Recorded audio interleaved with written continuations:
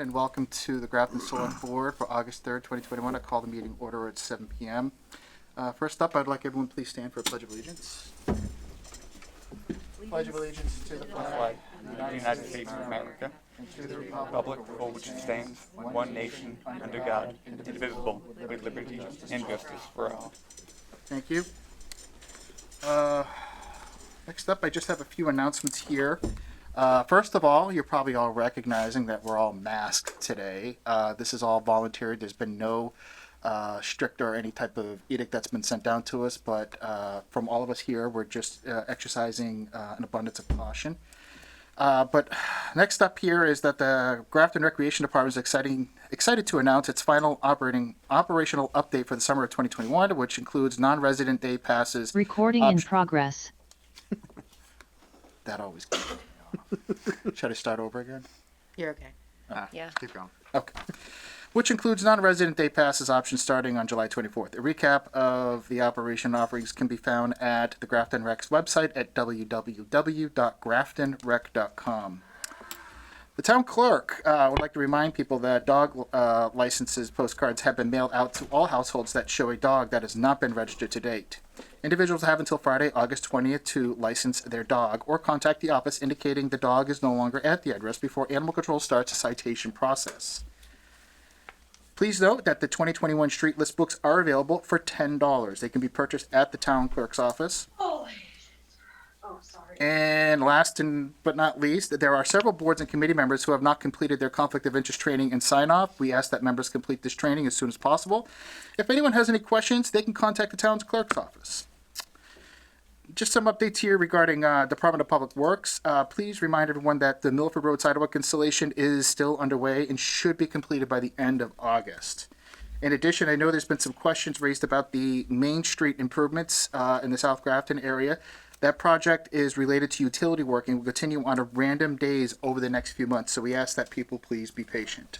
If you have any questions or concerns, please don't hesitate to reach out to the town administrator's office if you need any further clarification.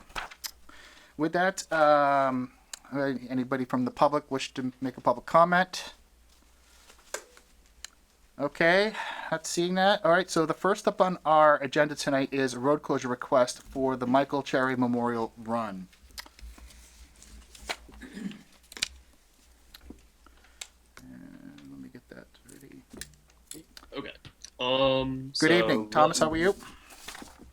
What was that? Sorry, my internet's I just said good evening and welcome. Thank you for coming out tonight. Thank you. My bad. You want to give just an overview over the road request that you're asking, a road closure request that you're asking for? Sure thing. I can do that for you. So, if I were to share my screen, would y'all be able to see that? Or Sure. do you just want me to speak? Can we allow him to share? You're gonna have to. It should be all right now. You should be able to share your screen now. Okay, thank you. I will do so now.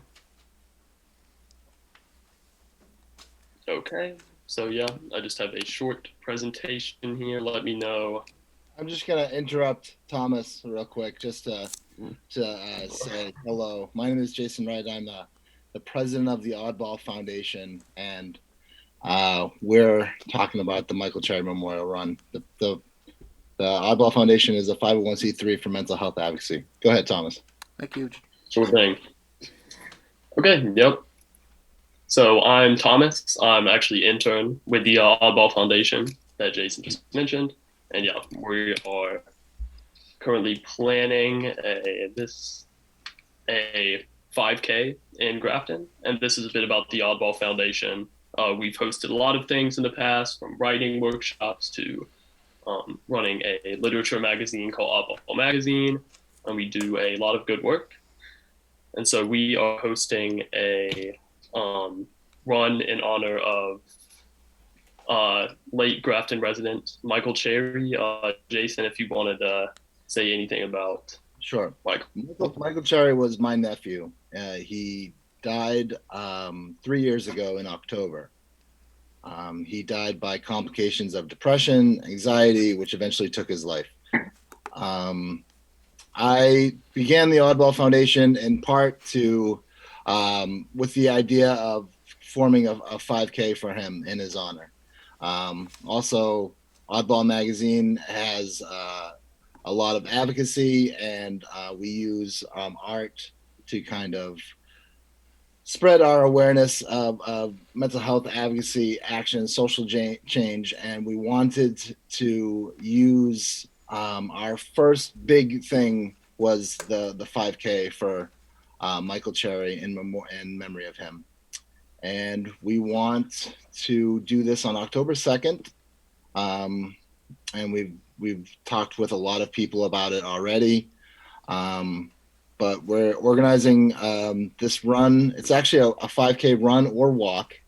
We want to do it on October 2nd. We realize that the library is doing an event that day, that there is some other events happening at that time. And I've been trying to speak with the library and figuring out how we can collaborate with them, and the tavern and Apple Tree Arts and some of the places, and reaching out to a bunch of sponsors. We have a sponsorship packet, and we are hoping to pull this off on October 2nd. It's a 5K for suicide awareness called the Michael Cherry Memorial 5K. We want to do it, start at the municipal community center, and then go around to where past the cemetery, up the street towards the common, down that road, follow down that road all the way down to schools and Swirls and scoops. We got you. schools and swoops, and all the way down to the municipal center. So a big circle around there. It's about a 3-mile map closure. We need to have a few of the roads closed, and that's why we're here. Great, thank you. Yeah. I just have one. I'm sorry. Is that all you have? We'd like to ask. Right now that's all we have. We can entertain more questions. Sure. Yeah. So one of the questions I would like to add is what time do you plan on starting your road race, and what time do you think it'll be concluded by? Well, we have the time from 10 to 2. We want to have the time from 10 o'clock to 2 o'clock to have the race start and finish by 2 o'clock, and then basically have the event done by 2, with possibly after events afterwards that we're trying to figure out as well. And we were instructed by the chief of police that the minimum amount of hours that we would have to contract out officers to close the roads would be a 4-hour period, which is why we have it set from 10 a.m. to 2 p.m. Okay, thank you. Yeah. So any of the board members have any other questions? Doreen? I have a couple. Is the town paying for the police details? No, we're actually raising the funds through a 5K and through sponsorships. Actually, the detail is actually the most expensive part of this 5K. The municipal center, we have to rent out that. We have to, we're organizing with sponsors and setting up T-shirts and goodie bags and all that sort of stuff, and make this a community event. Honestly, the detail is the most expensive part of Right. So, which brings me to my second question. How do we sign up, and how do we donate? Oh, geez. Well, we have I'm definitely we have a signing Ray up to run the 5K. I don't even walk Okay, golf. So it's a run or a walk. Yep. Because a lot of people are turned off by the word run. I am too. Kind of a walker myself in trade. It's you can sign up. We have a runsignup.com. We're developing a page off of the Oddball Magazine website. Okay. It's currently on runsignup.com. We have a sponsorship packet that has tiers for sponsors. If you donate money, we put you on we're creating a T-shirt. We're asking for in-kind donations, water and stuff like that. I talked to the library. They want to be able to help out with a water station there. And then I also want to kind of collaborate with the town of the library and some of the other local places around there to see how we can make this a bigger event. Especially one, because I mean, you just asked how to sign up. You just go runsignup.com and or you can get a sponsorship packet, which we have. We Wonderful. also have a GoFundMe page. If you just look up Michael Cherry Memorial Run, Great. you can see everything, all the details relating to that. And we also break down what the costs are going to, such as the detail, signs to purchase to help people know where they're going and where to park, as well as some other things like obviously trash bags to clean up after the event, and other smaller items. The sponsorship packet has a letter that I wrote about my nephew, a letter from his mother, a complete breakdown of our mission and mission statement, sponsorship packet, the roadmap, and pictures of Michael. That's there's a lot in the sponsorship packet. All right, thank you. Does anyone else Thank have any you. other questions? I do have a question. Our next agenda item, have you been working, you mentioned Townhouse Tavern in there. Have you been working really closely with them, or I don't know if you wanted to kind of collaborate if you're talking about bigger events afterwards, or? Yeah, that's what I was thinking. I talked to someone at Apple Tree Arts. I had a great conversation, and then I sent an email to the person from Apple Tree Arts who was she didn't get back to me, but we had a conversation about how the library is doing this big opening event on that weekend, and that there's going to be a porch fest or something, and we were actually thinking of how we could get involved with either the Grafton Grill with like a discounted price on like give vouchers or something, or the tavern and connect with Wormhouse Brewery, which we're working on doing, to try and get like drink tickets or something, or like a drink special or something like that for like an after event kind of thing. Anyone So else those have are any two ideas. And then the other thing was we wanted the Swirls and Scoops. We were trying to collaborate with them to see if they'd give ice creams to the kids as a possible event too. Great idea. Anyone else have any Alexis, other questions?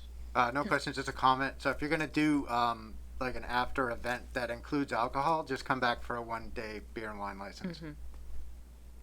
Okay. Yeah. I mean, that would be something we would have to do if we were to connect with like the tavern or something. If it wouldn't be really, it would be like a drink ticket thing that to connect with the brewery and that tavern. I haven't No, really because spoken to Jason, if it's at the premise of the place that already has the permit, then that's fine. If you were going to pour it yourself and have the proceeds be directly managed by you, you personally would have to get a 1-day beer and wine license. But it doesn't sound like that's the case.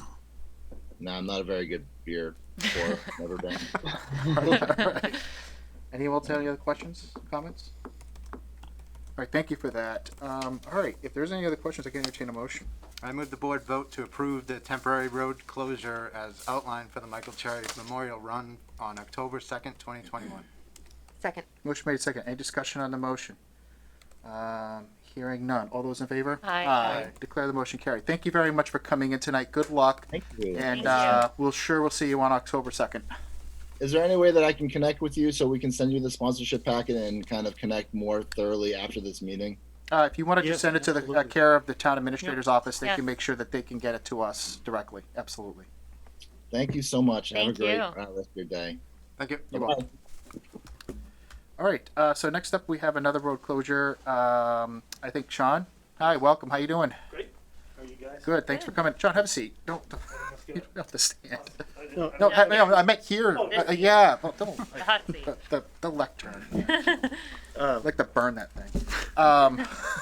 At any rate, welcome. Do you want to give us an overview of? Sure. And in fact, it's tied, and I hope you can stay on because we haven't spoken yet. But Ken Crater and I are here on behalf of both the Small Stones Foundation, which is going to have a festival in a few weeks in the middle of October.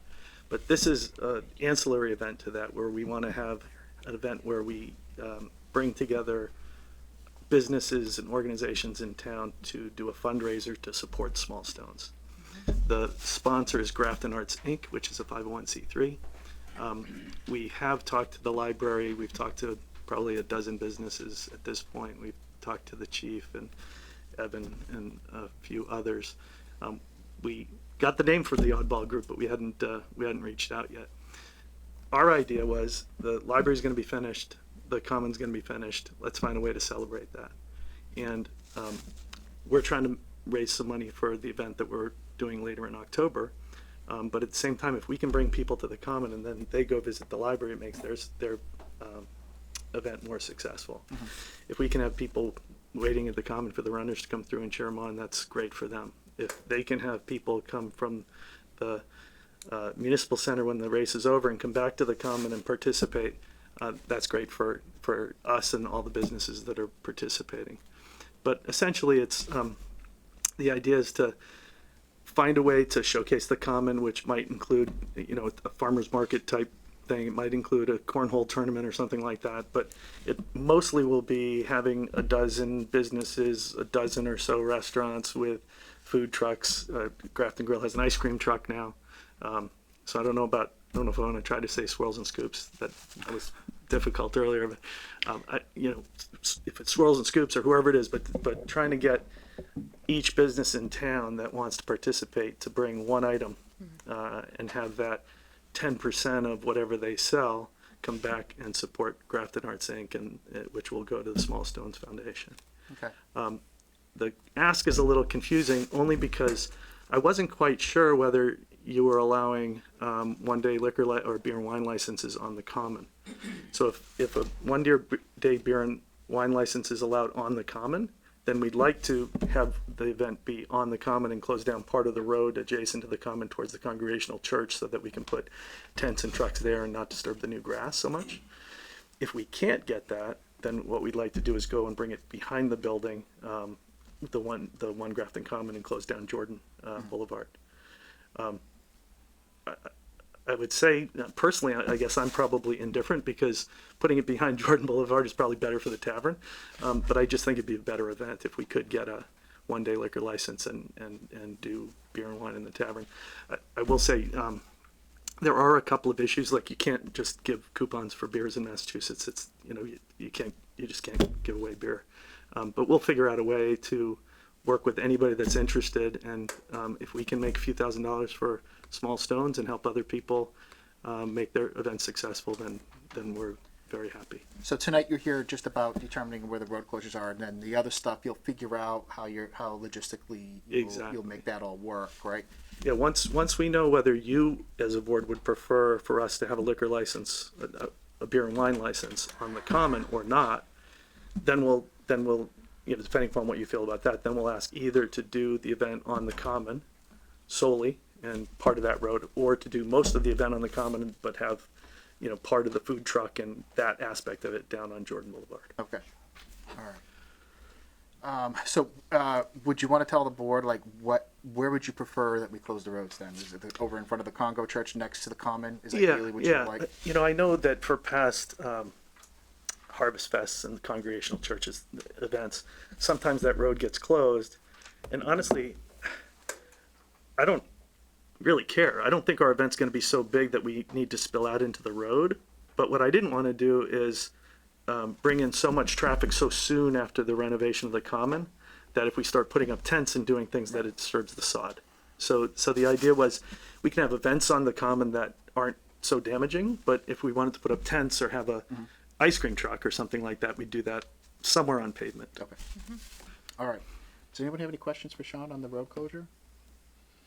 I have one quick one. So, Jordan Boulevard, if we did that, my only concern is the train tracks that run through it. So I'm assuming it would be before the train tracks. Yeah. And just like behind the tavern is where it would stay. Correct. So Okay. so it would if we were to do it in that location, we'd want to put a barrier to the, I don't know what direction, to if you're looking at off the common antiques, we wouldn't want to block their driveway, so we would put it away from Worcester Street on the other side of their driveway and start it and stop it before the road tracks on the other side. Yeah, good. Frankly, I think it'd be really cool if they wanted to participate and put a railroad car there and do something out of a railroad car.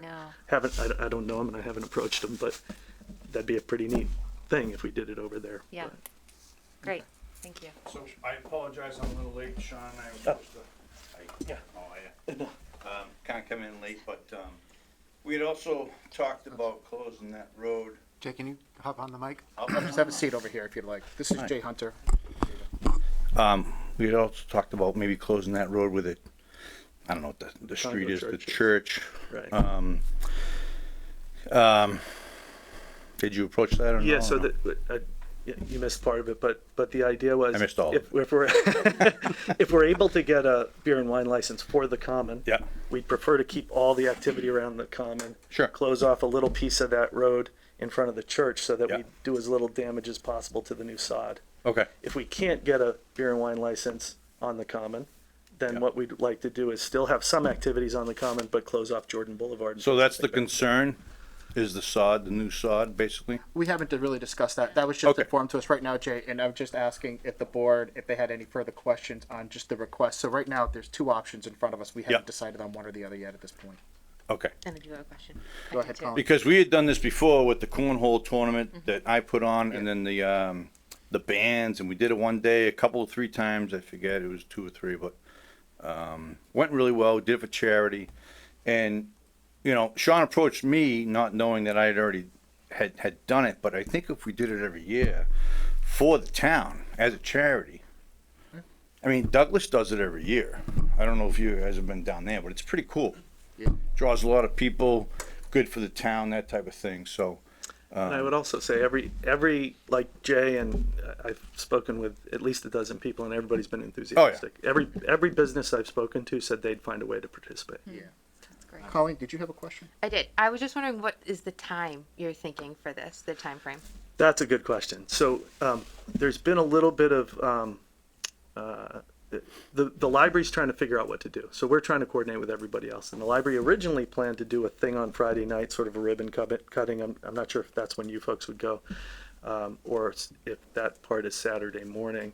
Right. But then they were going to have a whole children's program on Saturday, which, because of the outbreak in P-Town and other things that are going on right now, they're rethinking their Saturday program. So if they decide to do, and what I said to the library is, look, we don't want to step on any toes. We want to coordinate with you and have it be a win-win. So as they develop their plan, we'll kind of develop our plan. We were thinking like the ideal time to do it would be midday through about 6 p.m. But then we heard about the race, which I believe starts at 10. So it'd be nice to get some people out there cheering for people coming through the center of town for the race too. So we're still we're in the early stage planning here. So we're willing to do whatever it takes to make it a really fun, festive event that hopefully Yeah. the town would want to do every year. honestly, if you coordinate it with the race too, I don't know what time the race ends. Is it a 5K? Yeah, Jay, one second. Yeah. Sorry, bud. Getting to that, right, Yep. right there. So why don't we just close it, okay, from 10 a.m. to 6 p.m. That way, Yeah. Right. it coordinates with whatever you want to do. Yeah. You're not trying to kind of move pieces around and create confusion. That way, they know to close the road. We inform everyone that it's done. Yeah. Starting at 10 a.m. and then you're concluding by 6:30, and then That's what I figured. that's done. And that way, you're free and clear to have that whole space and plan however you like. And so are we talking about the church space or the Jordan Boulevard? Or you're saying either space, depending upon what you decide about? I So- figured if by judging by what was presented here, and I don't want to speak for the members of the board, but the area where I think that you would want is by the Congo Church, that whole area, because that's where you're closing that whole area off to. Yeah. It's just more logical. Yeah. I just don't know what the history is and the rules and regs about doing the one-day liquor license, because we want people to have fun, and we wanted to bring in maybe the folks down the new from Holden Farms or at Wormtown. We talked about Redemption. There's some Greater Good. Greater Good is they give their profits to charity. That'd be a great beer company to bring in and have them serve some beer, right? So we'd like to have that be part of it. And if we can do that on the common, we would much prefer to have it all in the common. And by the way, the chief prefers that too, because it keeps people off the busier roads. Yeah, Right. you're not crossing the street while you're letting traffic go by. Okay. Does anyone of the board members have any other questions for Sean? I just have one thing. If you bring in beer, bring in wine. Absolutely. Because otherwise my wife's gonna yell at me. We'll have soft And I drinks. don't want that to happen. The only other thing is run this by, you don't have to run it by the fire department, but just let the fire department know what's going on. Yeah. That's all. For sure, yeah. Yes. One more comment too. We had a library building committee meeting last night, and the ribbon cutting will be at 11 o'clock on Friday, so it will not AM. interfere. Okay. Right, and then there'll be a reception on Saturday night, so that'll be nice if people Oh, want to good. continue and go over there. I believe that starts at 6 p.m. So the timing is perfect. The only thing I'll give you the heads up on is there's a, I'm sure this is public, right? Yes, it has to be, because I know It's about gonna it. be. There's, Go ahead. Spill it out, Sean. Now, there's a retirement party at Apple Tree Arts for Donna Blanchard also on Saturday. So I don't know the extent to which, I don't know how many people would go to both of those events, but it's something you guys ought to coordinate on, yes, maybe. yes. I hope it wasn't a surprise. It couldn't have been. Nobody would have told me it was a surprise. But I do like the idea of doing it each year. I think it would be And maybe, just fine. maybe. We had it like rolling before September where COVID, and it weather's was doing not well. I know, you know, a bunch of people came, and it was awesome. It's a lot of work, but I think if the community bands together and we just get it done, every year. Douglas does it every year, and I you know, keep going back to Douglas, but it's very successful. It brings a lot of people into the community, and you know, we're doing it this year. I think you want October 2nd, no? Yes. But if we do it around the Columbus Day weekend, when most typically people have the Monday holiday off on Columbus Day, then it's a no-brainer to do 2-day Saturday, Sunday. But we'll approach that, you know, next year. Yeah. Hopkinton does it too, and then they end with fireworks Hopkinton at does? night. Oh. And Okay, that's cool. awesome. Early Yeah. fireworks, because it's fun. Yeah, because it's a great town. Yep. You know, we should bring more people into this town. Any other questions on the road closure? Actually, Peter, can I ask one other consideration? Is the tree barn is in the DPW area over there, I understand, is under contract, but it hasn't sold yet. One other thing I wanted to ask is whether we could direct people to park there during an event like this. I'm gonna leave that up to the town administrator. I knew that was We just- And the reason why I say that Yeah. is that, you know, we just awarded the bid and there's a PNS that's gonna go on. Yeah. You know what I mean? So Yeah. I think any of that type of risk are coordinated with the TA, and if that's fine, I mean, I would just rather see, you know, Yeah. go coordinate with that. But it's, Yeah. I just want to make sure the board didn't have an issue with that. We'll coordinate with you. We'll make sure it's properly insured. Or Yeah, you can talk whatever to we GSX Ventures. Yeah. I'm sure they wouldn't mind. Why would they? They'd I want don't to be think building. their PNS And won't be. that'll be ready in a public It'll still be building, town so- property at that time. Yeah, Right. okay. 100. Well, just coordinate Yeah. with, So I think that, Evan's office on that, and Right. that way, We can make Saves a that lot. you're covered on all that, okay? Good. Perfect. Okay. Thank you. All right, any other questions for Mr. Paget on the road closure? Mr. Chair, Yes. Jason Wright has his hand raised on Zoom. Jason, I'm sorry. Thank you very much for your patience. Did you have a Hi there. question? Hey there. Yeah, Sean, I'd like to collaborate and connect with you guys about your event and how it can coincide with all of the other events that are happening on that day, including the Cherry Run, especially the Cherry Run, and how we can work together. I will look forward to doing that. Okay. Is there a good email I can reach out to you? Yes, it's Sean S. Paget at gmail.com. SeanSPADGETT at gmail.com. Don't blame Great, us if you thanks so start much. getting spam mail, Sean. I know. No, Sean, you gave away the surprise party. Now you're giving out your email address. Now you're in trouble. Really? I'm not used to this public meeting. Stop talking. It's been a long time since I've been on a board. I almost stopped you. It's like, wait, stop. No, Yeah, you just should. call Why it. didn't you? Do you have a And your home social phone? security number? We don't have a home phone. Well, then give us yourself.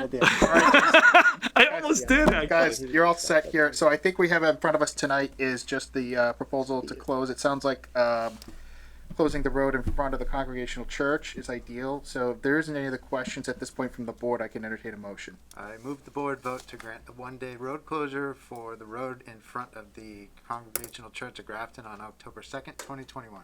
Second. Motion made and seconded. As part of the discussion, we talked about just the hours, Sean, just so originally we did say from 10 a.m. to 6, maybe 6:30 p.m. to give That's you a perfect. half hour to clean up and get straightened up.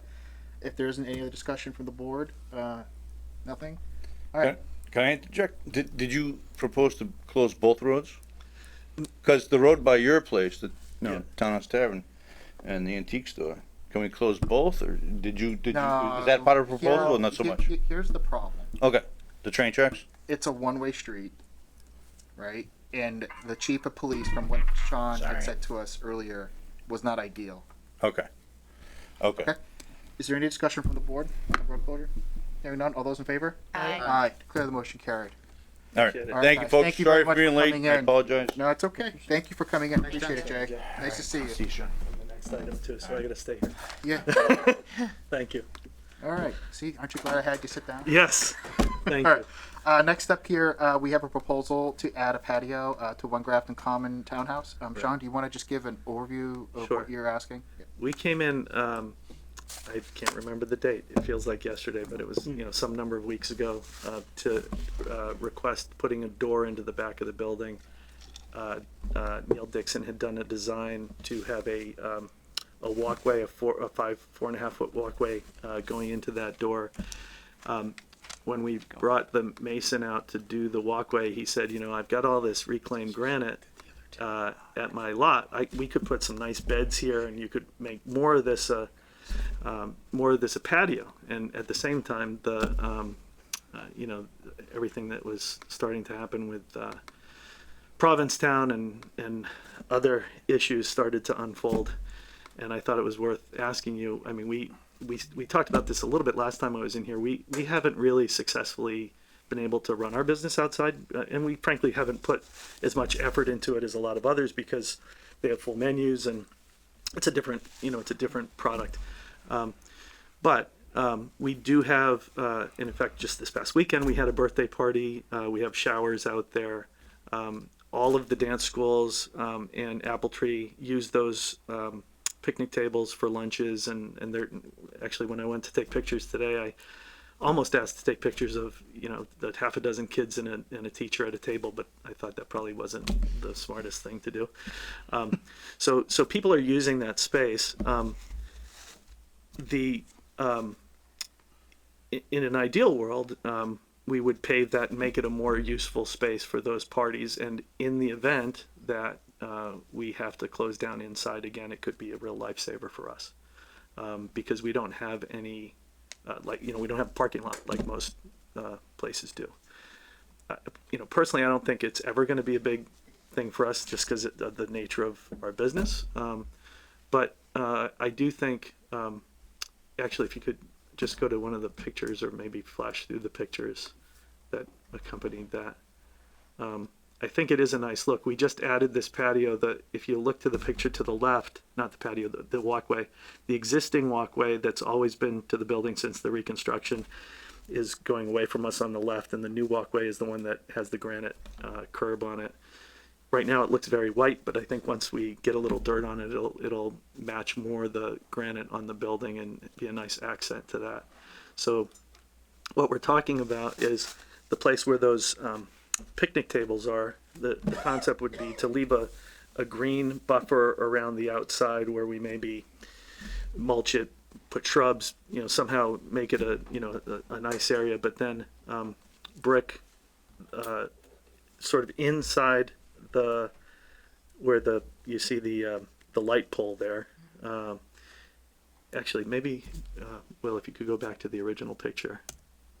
That one. So the blue is the existing brickwork now. So the original walkway goes from the top right down to the bottom, which is where the doorway is. The new walkway is the hashed blue that goes in. And our thought was, if we made a nice, sort of green buffer around the whole thing, lined that with granite, and then had a patio inside that, it would just make it more useful for everybody. So that's the ask. Okay. Any questions from the board? Yeah, I got one. Sean, does your liquor license take that space? Right now it does because of the COVID. COVID, you're right. The COVID. In the future, not necessarily. I mean, it's a little bit of a risk for us, right? Because we don't have any sort of long-term right to use that space. But we're using it. Not just as a tavern. We're using it. Apple Tree. We've got, I don't remember, 4 or 5 picnic tables out there now, and they use it every day. People come down and have lunch, especially during COVID. Maybe this won't happen so much later, but during COVID, parents will drop their children off because there are 2 dance schools in Apple Tree Arts in there now. So they'll drop their children off, and then they'll sit out in the picnic tables and wait for them to come.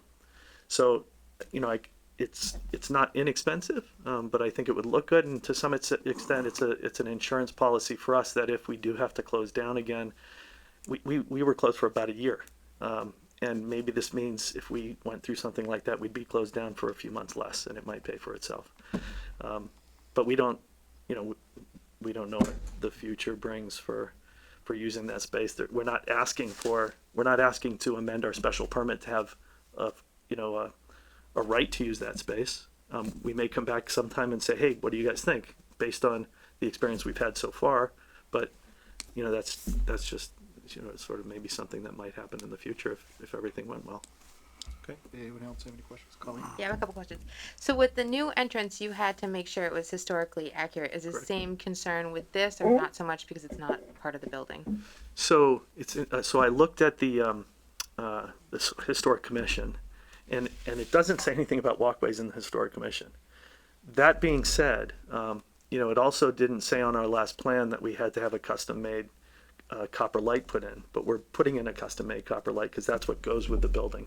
It didn't say we had to line this with granite, but we did that because we thought it looked better than the steel liners that are on the walkway now that we have to bang down every year to keep people from tripping over it.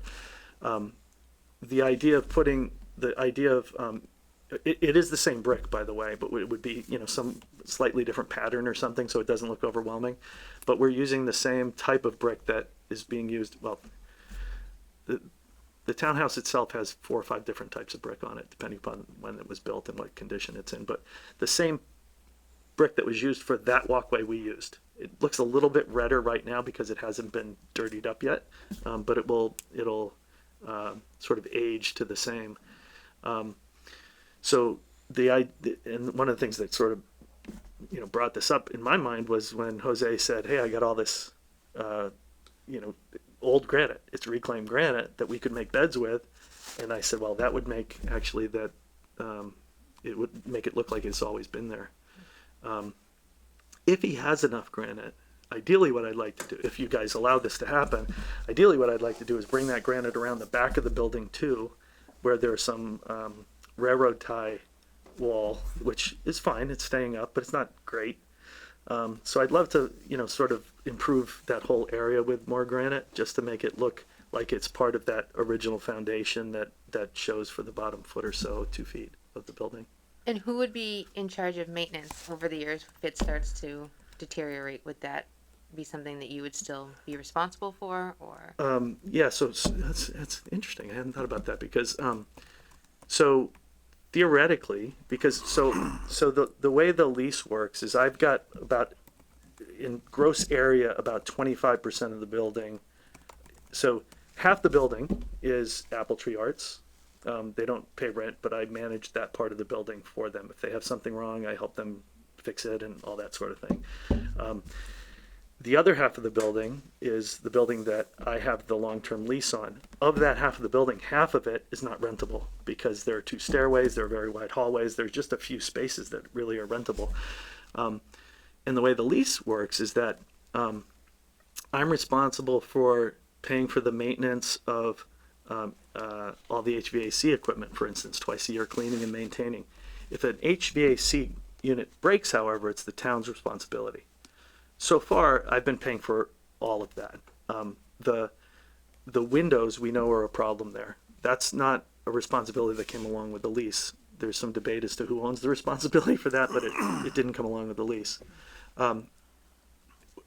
Really, I'm responsible for cleaning the ice and snow and doing all that sort of thing, mowing it.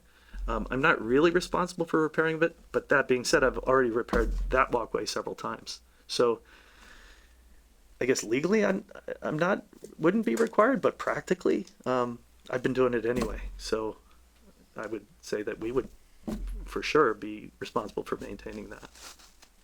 And if you wanted to write that into the lease somehow, I'd be happy to do that. Is that something we would want to do? Sorry, Evan. Well, it's a double-edged sword, right? Because if you write it into lease, Sean owns it and has to maintain it, but he also owns it and has to maintain it. So if the town ever decided to do something different, it's now written into the lease, and we'd have to amend the lease the other direction.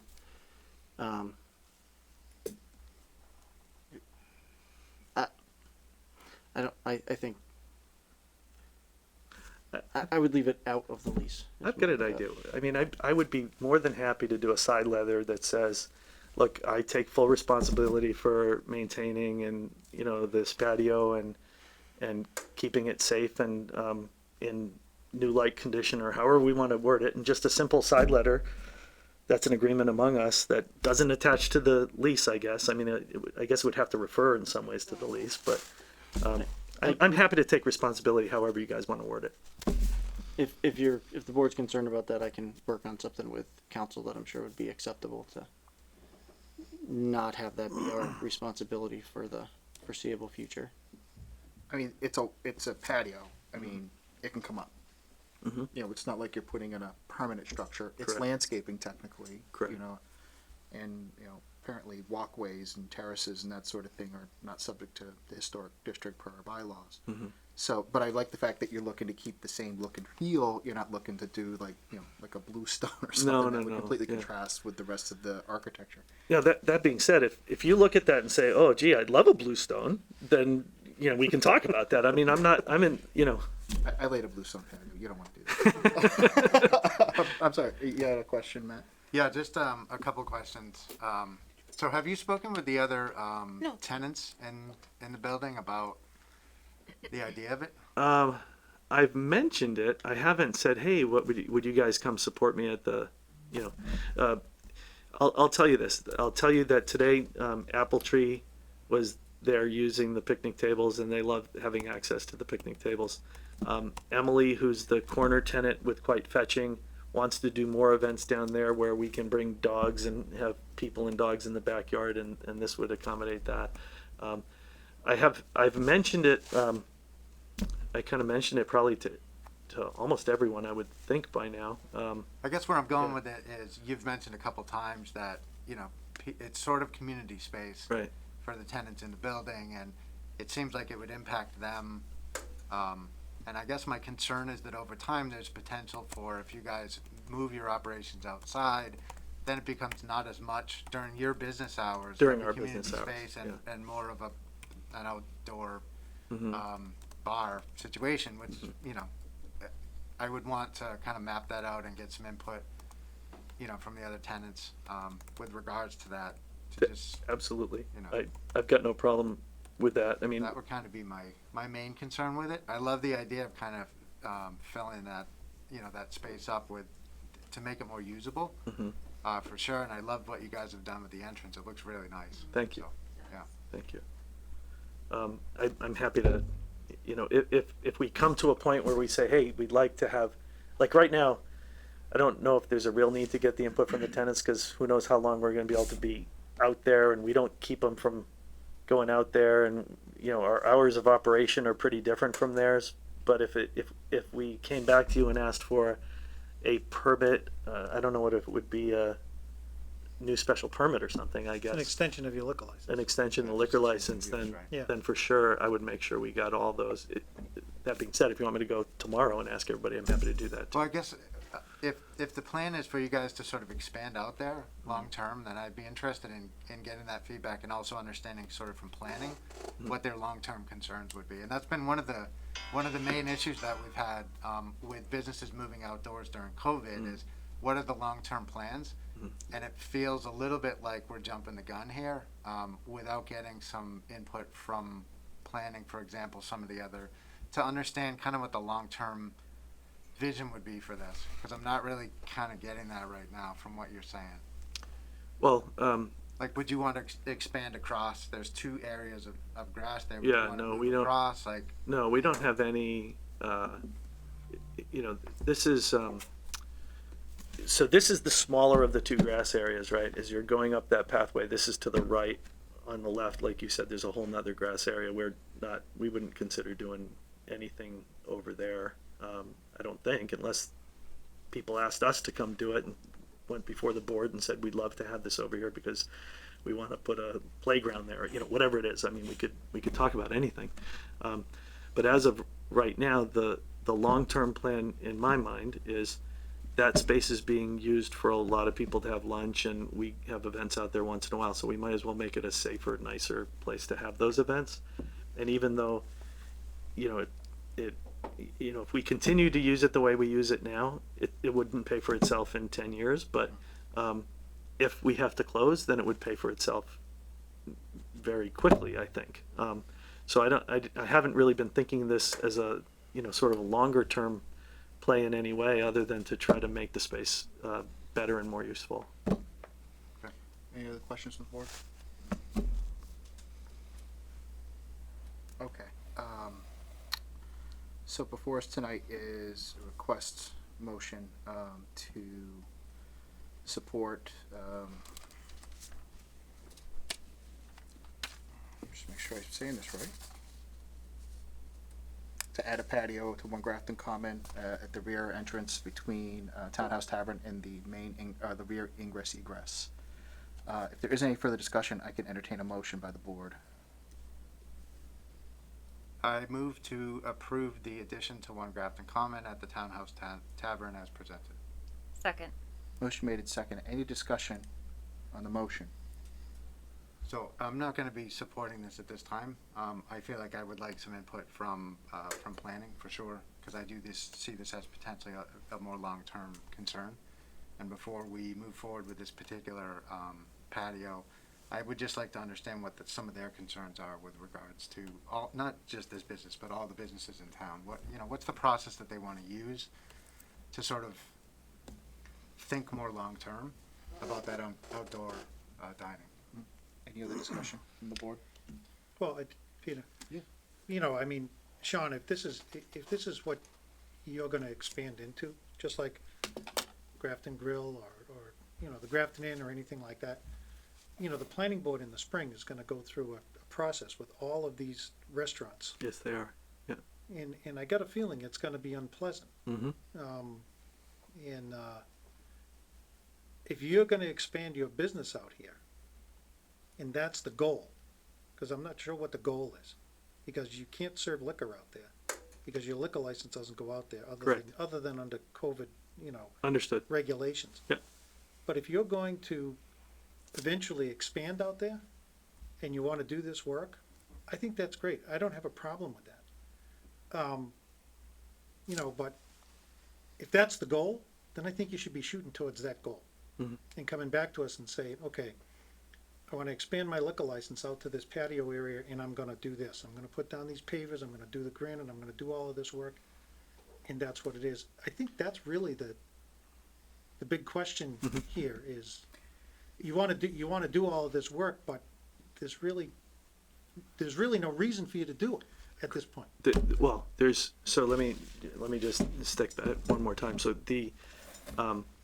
there's no question that looking at our business and the way we run our business, we wouldn't do this for the tavern, right? There's just no way, because we wouldn't go through the whole process of getting the special permit because we've never really done any business out there. Yeah. It's a convenient thing now. Yep. And when we put those tables out there to try to do, sort of what some of the other restaurants are doing, it just didn't really work that well for us. We didn't put a tent. We could, we're a much smaller operation than most other places. So investing too heavily in that just doesn't make sense. My other hat is that I'm the landlord for the other tenants in the building, and they're enjoying it. And now we've got a walkway there. It's a little uneven, and I'm like, look, people are using it now. I'd like to give them a good place to use. We use it occasionally now for the tavern, not very much, but if we use it now during the COVID rules, great. If we can use it, if COVID gets worse again, to me that's an insurance policy. Maybe we survive a year that we might not survive if we have to close down for another year. So to me, at least half of this, if not more, is just trying to do what's right for the building, right? And for the tenants in the building. And the other half is, look, if it's an insurance policy for me, great. I don't have any illusions that when the board, whatever boards are responsible for thinking through what happens to all these licenses after the COVID rules are gone, I think there's probably a pretty low probability that we'll be serving any beer out there. But I still want it to look nice. Yeah, And I so- still want it to and- be useful. And I don't have a problem with it at all. Yeah. You know, if you want to make that area, and obviously there's picnic tables, people use it. You put a picnic table anywhere, somebody's going to use it. Right. And it's easier to maintain a patio with granite and stone and stuff like that. Then I'm all in favor of it. I don't have a problem with it at all. And I want to say something too that, you know, I understand that there's long-term ramifications, and we've talked about this for the past, 8-9 months, right, since December. But, you know, the risk is on you, and I'm hearing that, and you've acknowledged that tonight. So at least you're going into this knowing that, yeah, there's this whole other process that if this is going to be some permanent change to the use of that area, you know, you can continue using it as is up until that point, until they say no more, and then you got to go through what everyone else Right. goes through in this town. Yeah, and go through all those I don't permitting expect any processes. Yeah. treatment at all. Yeah, and I want to say I appreciate you coming here acknowledging that and not thinking like this is something that's going to be, considered a pre-existing non-conforming use going forward. Right. So, personally, I'm gonna, vote in favor of it, knowing that you know that and that, whatever and however you wanted to use this later on after COVID is over, hopefully sooner rather than later, so be it. I wish you all the luck. And Well, I appreciate that, and I will say one other thing, but I don't personally take any money for managing that building.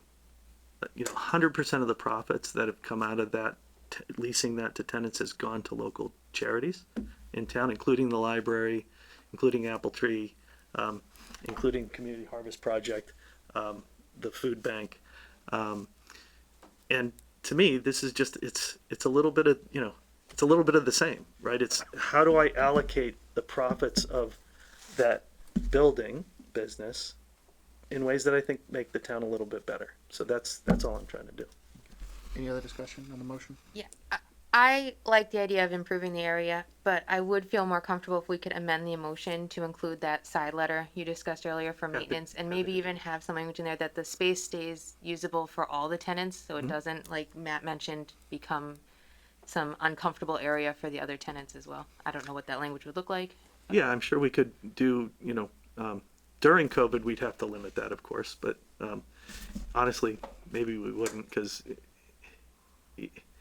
we've even though we're a tavern, parents and children come in all the time between their between their lessons, and the little kids play games, and the parents have a glass of wine while they're waiting for their other child to be finished with their lessons. So I'd be happy to add any language like that you deem appropriate. We're not trying to Do I not need a trying to second for carve that? people out. So wait a second.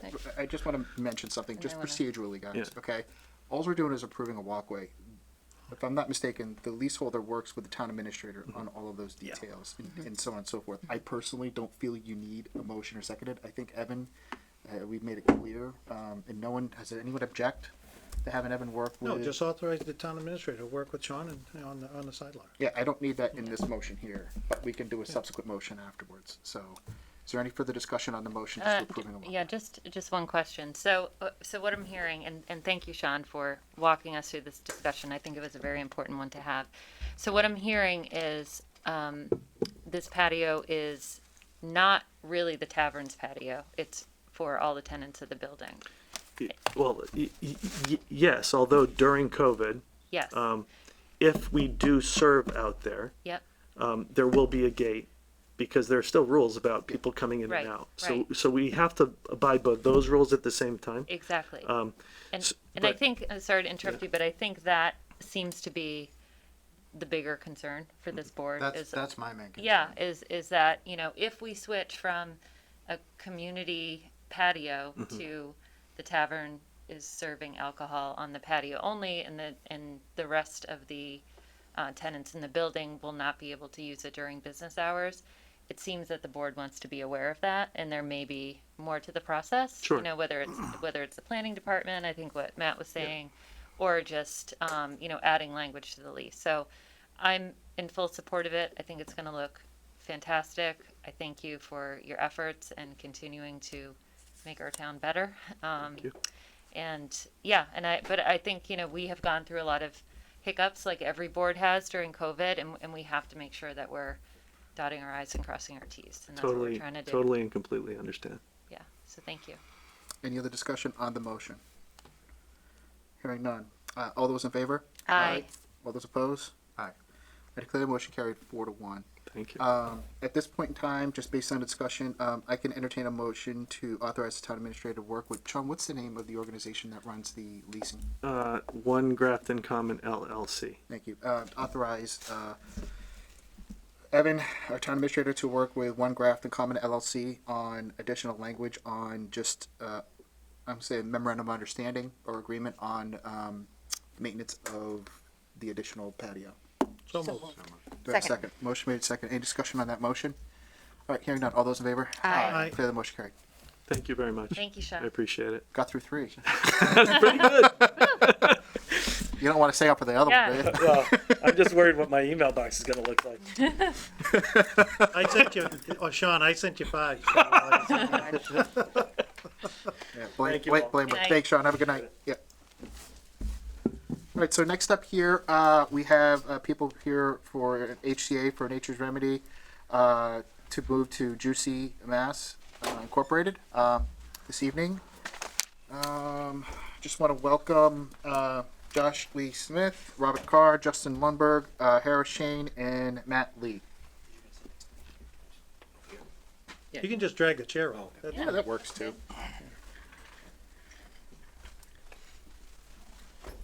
Just real quick, do we still need Jason Wright here on the Zoom call? No, not at all. Jason, you're free to go. I'm sorry.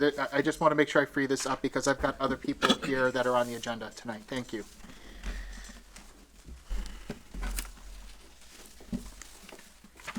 Okay. Good evening. Hi. Welcome. So we're here to talk about HCA transfer. Do you want to just give us an overview of what you're requesting? Sure. Just for the record, my name is Joshua Lee Smith. I am an attorney with the law firm of Bowditch and Dewey. I'm here this evening representing Nature's Remedy of Massachusetts, Inc. To my right is Bob Carr. He is the president of Nature's Remedy, representing the company. And I believe on the Zoom, can we check to see whether a couple of individuals may Matt is on there. may have I can- joined? If they Okay. speak, they'll So- get big. Great. Okay. Excellent. So there are representatives from Jushi who are on the line as well, who'll be joining us as well. So, to Mr. Chair, as well as members of the board, you are correct. We are seeking simply a transfer of the HCA's, both the medical as well as adult use or recreational HCA's that Nature's Remedy sought and obtained going back as far as 2016 from this board. And the reason for that is because Nature's Remedy and Jushi have entered into an agreement with respect to the merger of these two companies. And as a result of that merger, the surviving entity of the merger, upon completion of the merger, will be Jushi MA Inc. And so when and if that happens, Jushi MA Inc. will then become the holder of all of the state level as well as the local permits and approvals that Nature's Remedy currently holds.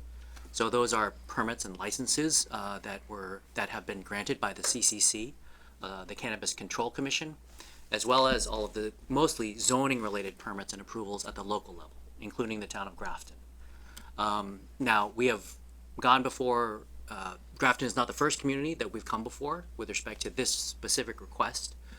We've been before 3 other towns, 3 other communities, seeking this same exact request in terms of both transfer of the HCA, both in some communities, both medical and adult use, and to the extent that there are either planning board and or zoning board approvals that were obtained in connection with the other establishments in these other communities, we are also seeking transfers of those special permits, variances, site plan review, etc. In the town of Grafton, both a special permit as well as site plan review were granted by the planning board. So we have filed an application to the planning board as well, seeking the transfer of those permits and approvals. We'll be meeting with them in a few weeks. With respect to Jushi MA is the parent company of Jushi MA is Jushi Holdings, which is a large publicly traded cannabis company. They are a diverse company. They have a number of employees. They have establishments across the country in various communities in various states. They run the gamut from retail as well, similar to Nature's Remedy. They run the gamut with respect to retail locations as well as cultivation and product manufacturing establishments. So it's our opinion that this is a good thing for obviously the two companies to be able to merge and join forces, and it's good for Nature's Remedy and their employees to be acquired essentially by a larger company with all of the benefits, employee benefits, etc. that brings to them, to these two companies joining. But in addition, we really do think it's a positive thing with respect to the community, with respect to Grafton in particular. I'll make a distinction from Grafton as compared to the other three communities, Tingsboro, Millbury, and Lakeville. All of those communities are communities in which Nature's Remedy has establishments that are up and running. They have cultivation facilities as well as product manufacturing in Lakeville, as well as two retail facilities, one in Millbury and one in Tingsboro. They're all up and running. They're operational. They went through all the permits and approval process, and they've been running with no complaints. And all the communities are very happy with respect to all the fees and community impact fees, et cetera, the taxes that they pay. In Grafton, it is different in that Nature's Remedy came to the town going back to 2016 with respect to the cultivation establishment and product and processing facility on 8 Millennium Drive, a site that is an industrial site and has been partially developed over the years. And I know, being in the land use attorney, we know that is an area that is it's a prominent site within the town. And it is a site that that the town is looking to have developed, but it's been a challenge with respect to getting shovels in the ground. Here we think really it truly is an opportunity given Jushi's background, given the fact that they've been there and done it in many different states, and they're looking to come in and basically step into the shoes of Nature's Remedy here in Massachusetts. They don't have any holdings in Massachusetts now, but they're looking to come in and basically take over what Nature's Remedy has started to build, is operational in various other communities, and has sought and obtained permits in the town of Grafton, and ultimately be able to put those shovels in the ground and can construct the facility that the town and Nature's Remedy and now Jushi have all been hoping would come to fruition. So with that's pretty much the background. Again, we have representatives of Jushi. We've got Bob here to answer any questions you may have with respect to the companies. You probably might have questions with respect to Jushi. We did submit to the town administrator and to the board a company profile with respect to Jushi. Perhaps some of you did your homework on it. I know that with other communities, the town managers or administrators did quite a bit of vetting, and so, but we're happy to answer any other questions you may have. We'll open up to the board with any questions. Chairman. Rick?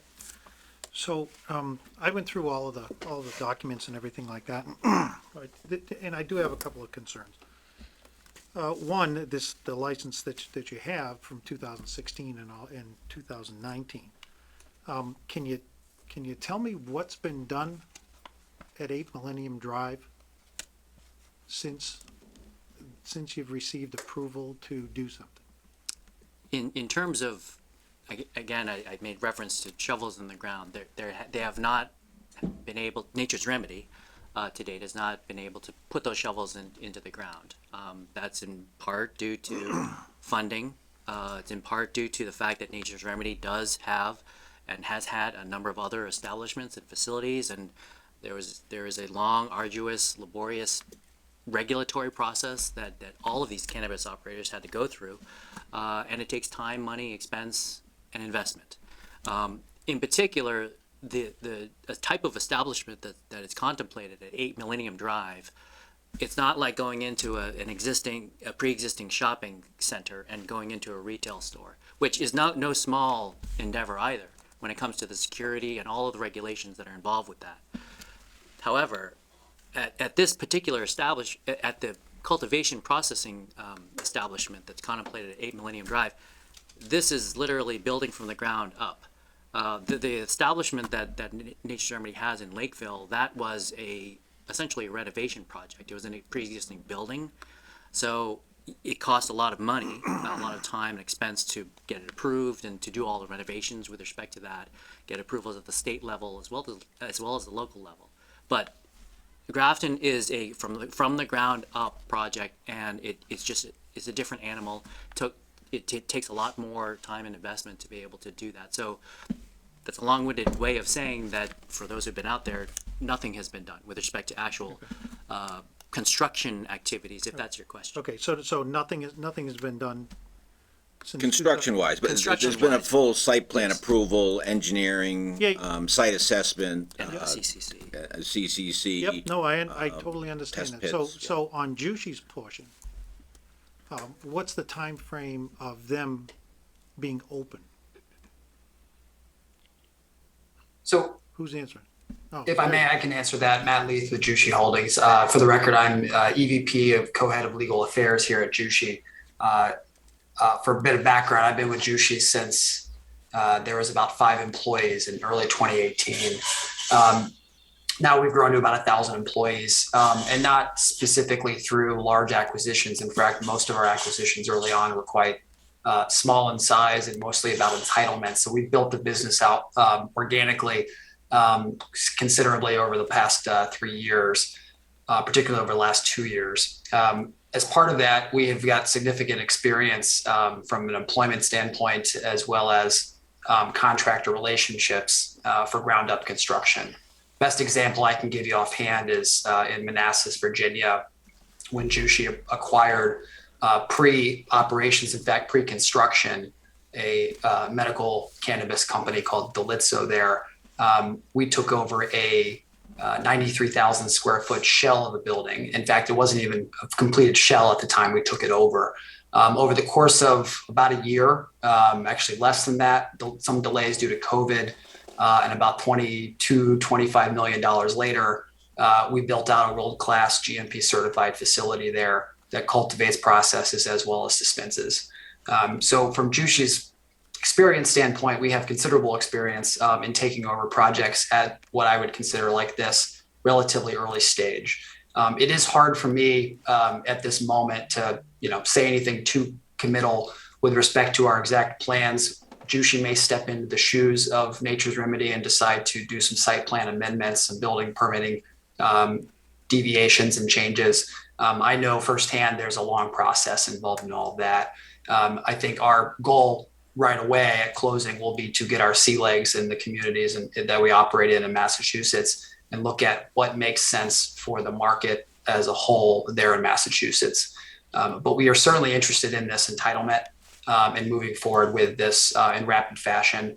And while I can't speak for Nature's Remedy, I'm not Nature's Remedy's counsel. I mean, it has been a very, very difficult industry to raise capital and to be able to commit to these projects that can cost tens of millions of dollars, particularly when companies are bootstrapping their own finances. So I can certainly understand why projects like these can kind of slow down a bit, particularly with COVID last year. But Jushi is excited to take the reins here and move forward. So Peter. Right, go ahead. So so Jushi has operations in 7 states, or you have distribution centers. I'll call them distribution centers, cultivation centers in 7 states. We have cultivation and processing centers in Pennsylvania, Virginia, Ohio, and Nevada. We have retail only operations currently in California and Illinois. Okay, so what I'm getting to is Nature's Remedy has a cultivation site in Lakeville, correct? Mm-hmm. Yeah. Correct. So so in those other states, you only have one growing, operation per state at this point. So in Massachusetts, it's going to be good to have 2. That are going to be about 35 miles apart.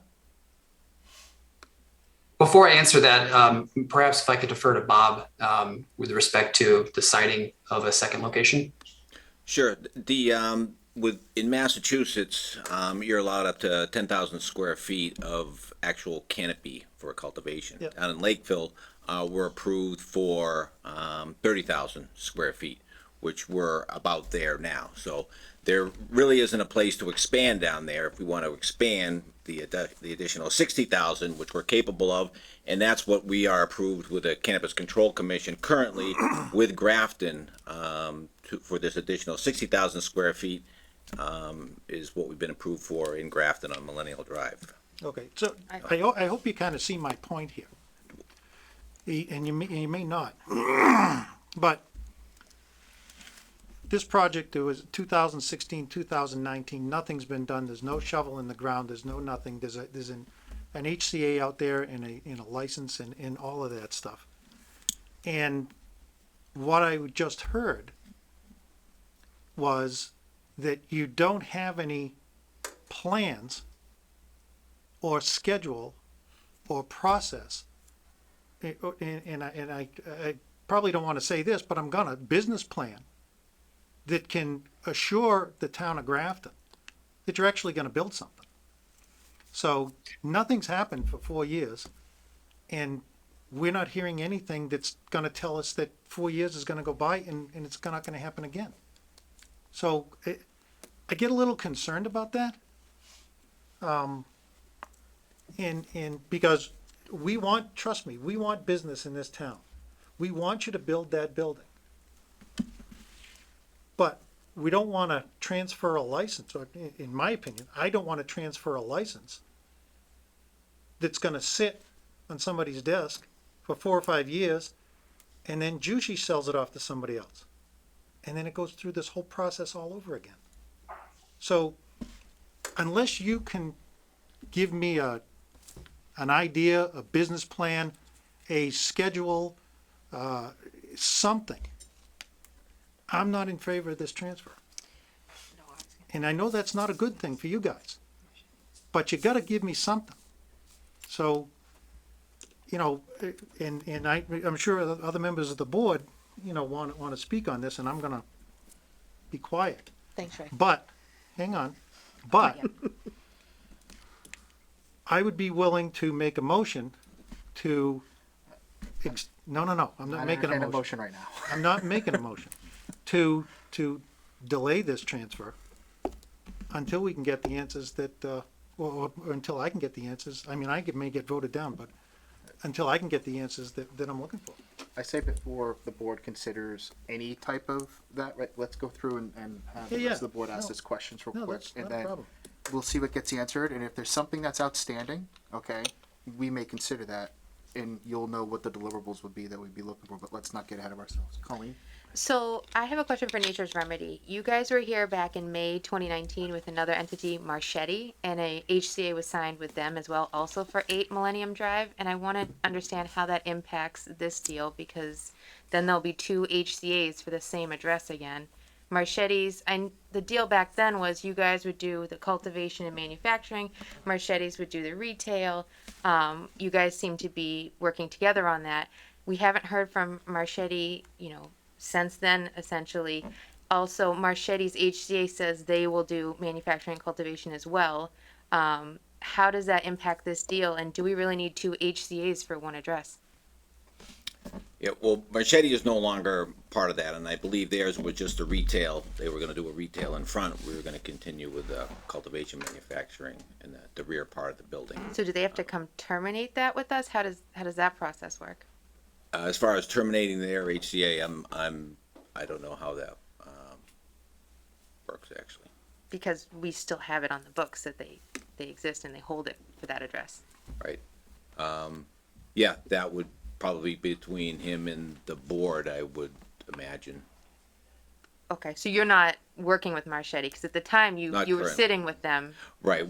We had anticipated working with them, and they gave us what we thought was, you know, an adequate plan to attempt to move forward with them, and we thought that they were gonna do what they said they were gonna do. It didn't work out. So that could happen with Jushi as well, possibly, or because That things won't work out. I don't know, because this is the second time you sat in front of us with another company for the same address. Yeah, I think this is at a different level, where this company is actually coming in and purchasing Nature's Remedy there, and they're taking we're transferring the permits over. With Marchetti, that was just, he was an applicant that wanted to use some of our space in our footprint for a retail location.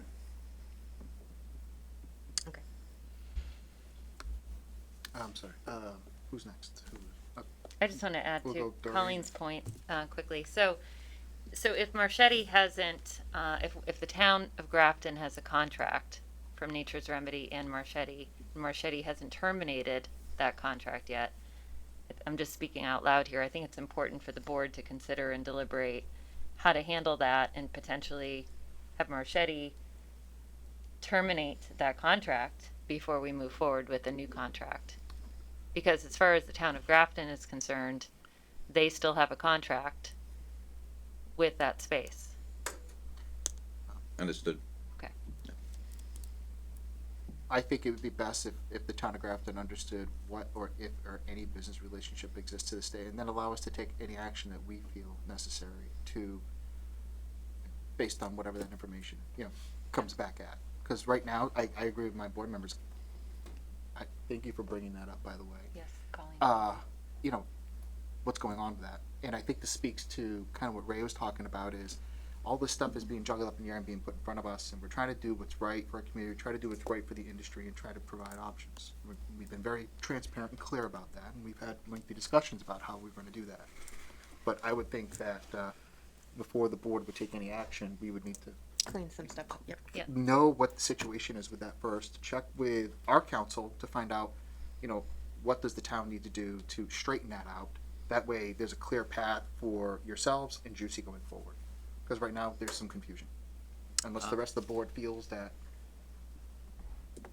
it's not, if it's clear to them, and if they want to offer something. No, I feel absolutely we need to clarify that before taking any kind of action, because I don't feel comfortable discussing transferring an HCA agreement where I'm not clear which actual legal entity we're dealing with and what entitlements they have based on the transfer that has happened already. I personally don't want to hold up your transfer any longer than necessary and come to find out that there's an issue because of someone else's vested interests in the same address for the same type of business. That puts the onus on us. Sure. The liability's on us. I feel we're liable to straighten that out. Yeah, I guess the key for me is I'm reading the actual purchase contract that you guys have. You're buying anything that is under contract with Nature's Remedy already. That we need clarity on exactly what that is, really, to me, before we move forward. I also have some concerns that are along the lines of Ray's. What I heard, I think, was we had some funding impediments, potentially. We had some priority issues with Grafton.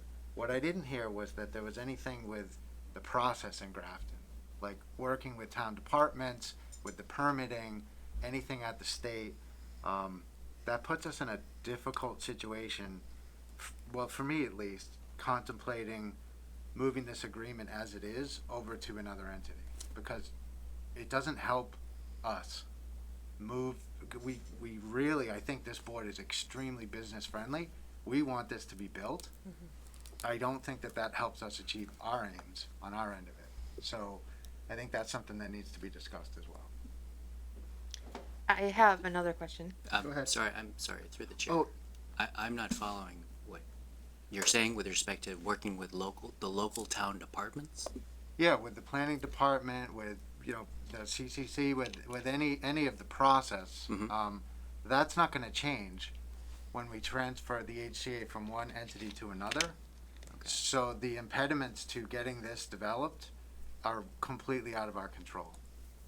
And so I think the host agreement as it is, maybe it's not structured well for Grafton, I guess is what I'm getting at. Because the idea is that, we're trying to be business friendly, we're trying to get business in Grafton, in exchange, we're essentially trying to roll out the red carpet for you guys, anybody that might want to be coming in, and nothing's happened. what, Okay. what we've seen, I think, statewide is a lot of consolidation, and I think this is another example of it. What's to say that that just isn't going to continue happening? And Grafton just, it continues to be a priority issue or a funding issue or one of these other issues that are out of our control. I'd like to have some way for the town to have just a better success with these HCA agreements and the results, getting that shovel in the ground. Like, that's what we're all after, I think. Through the I chair, hope, I hope we're all aligned with that. It's not the HCA that served as the obstruction.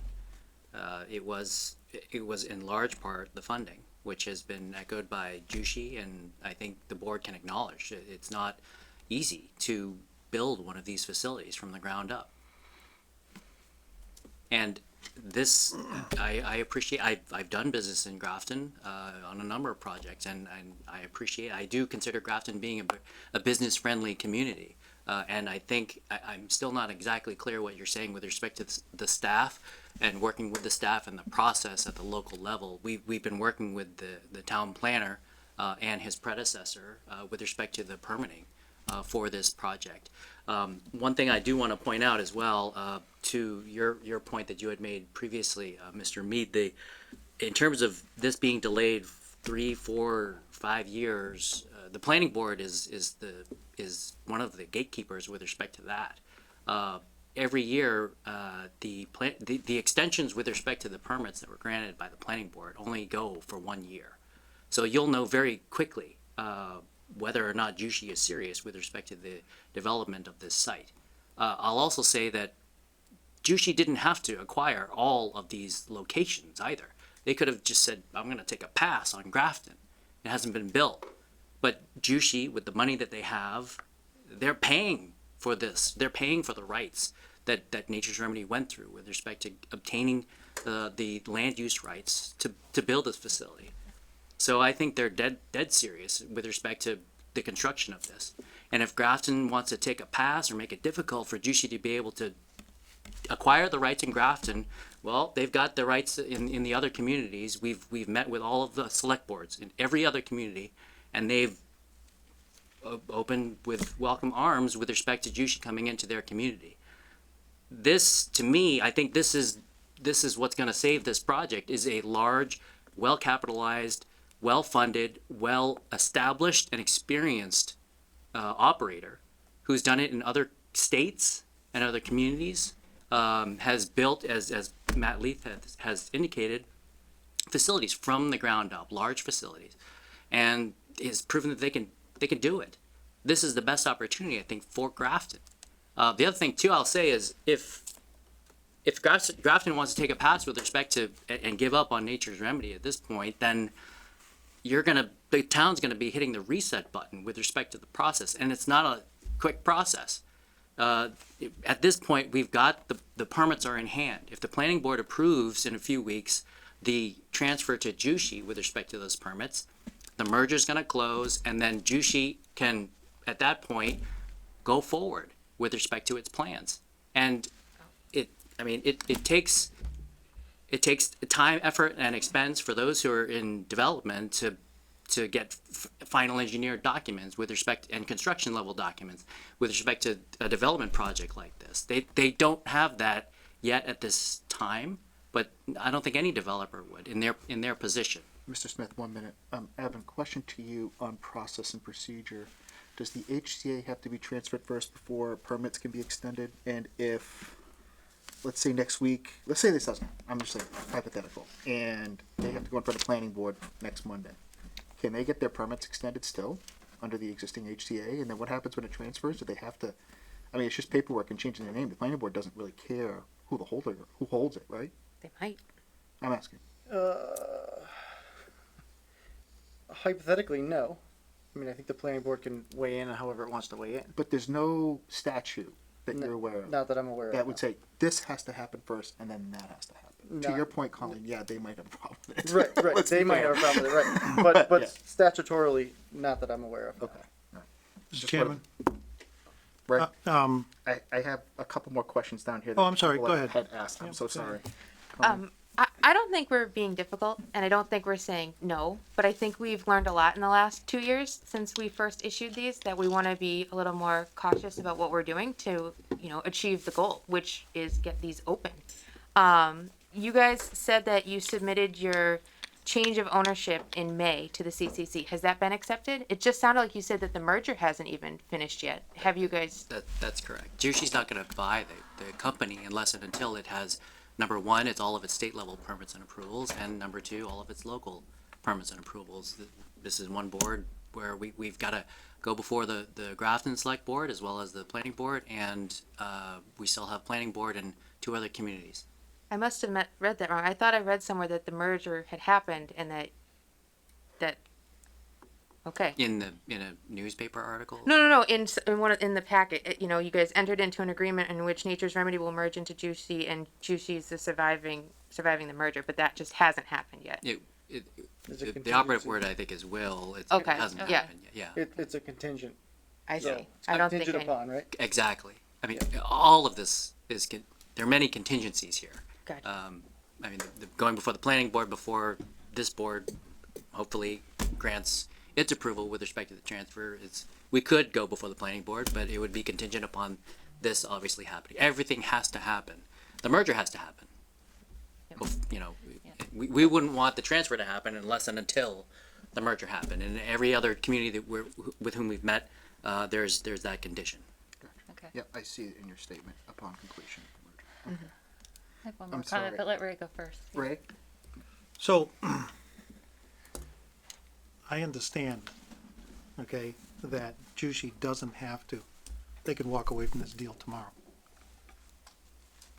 I understand it, and that's my concern. Because we can, and I'm gonna go back to what I said, we can transfer this license. We have absolutely no schedule, process, anything. Even if you said to me, in the beginning of 2023, we're gonna open a growing facility at 8 Millennium Drive, I'm fine with that. Don't have a problem with that. I worked in retail development all over the country. And there was the question always came before us, with a city council or a town board of selectmen, what is your plan, what is your schedule, and when do you plan to open? And we never got an approval if we didn't have that information. And that's the information I'm asking for. That I understand you gotta go through your whole process and you gotta do all of that and you gotta get before you close. Because no one's gonna close on anything until all of this stuff is agreed to. So give me a date. That's what I want. Matt, do we have an approximate time frame that you could give to the board? Without having hired a whole design team. I can say our current intent would be to meet the demands or the needs, I should say, of the planning board in connection with another annual extension to the zoning entitlement. I think the concerns here are very valid. As an acquirer, we're stepping into known and unknown issues, and we need to get really our bearings on the ground. In the cannabis industry, we have unique constrictions on to what extent we can pre-acquisition or pre-closing of that acquisition in this case do essentially on behalf of the acquired target. There are legal requirements at the state level in Massachusetts that can be an impediment to picking up the phone, talking to the right folks in the town, and getting the information we need to make an informed decision and put that schedule together.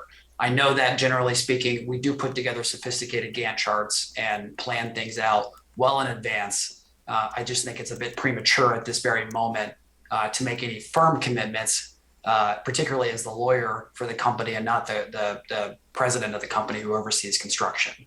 So I'm just very hesitant, not expecting this to come up in this meeting to make any firm commitments. But our current plan, we go before the board, the planning board of Grafton, in approximately 3 weeks, is to look to get this project done in approximately a year. But I just can't make those firm commitments, and I just won't. I I will say that Grafton currently already on the schedule of events for the litany of federal, local, and state approvals that we've gone through here. Grafton Planning Board meeting is already our final meeting of about 7. So, any delays in this process will cause a day-for-day delay in our closing of the transaction, which is a bit concerning. But I can say, going back to addressing the general concerns here, Jushi is extremely well capitalized. We've just released our Q2 earnings. I think we have about $125 million of cash or cash equivalents on the books. We make the investments. We do so very astutely. And we have good contractors that come in, national and local, that build these projects out. And I think, as Bob had highlighted earlier, there's legitimate reasons for Nature's Remedy, as well as Jushi as Nature's Remedy, to build this facility, because there is capacity constraints in the Lakeville facility, and this is a supply and demand marketplace, and the marketplace needs more supply. Any other questions on the board? Matt? Yeah, I just want to clarify, I guess, the difference between the other select boards that you've come before and this select board. They have open stores and they have open grow facilities, and that's a very different situation than we're in. So I just wanted to kind of clarify that one point. What I'm hearing is the broad plan is to get this open, to get it within that year extension that you're seeking from the planning board. I know that you guys can't make any commitments. I definitely need to clarify the situation with which legal entities own the current HCA's, but I'm also interested in, would the board contemplate speaking to council to see if there's a way that we can, what I also heard was, you'll know in a year whether we're serious or not. Can we approve this transfer of an HCA with some kind of contingency to say, if you guys have closed your merger, a year's gone by, and still you haven't made some substantial progress, that you've got to come back before us and talk to us. I don't want to hold this up. I don't. I want to move forward as quickly as we can on this, but I'm still really concerned with just a complete open-ended lack of schedule. So I'm trying to figure out how we reconcile that, everybody's needs here, to move this along now or very quickly,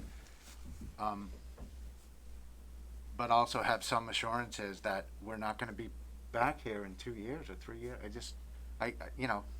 Capital's great. I think that's what's needed here for sure, but it could, I don't know. So how do we do that? Wait, one second. Wait a second.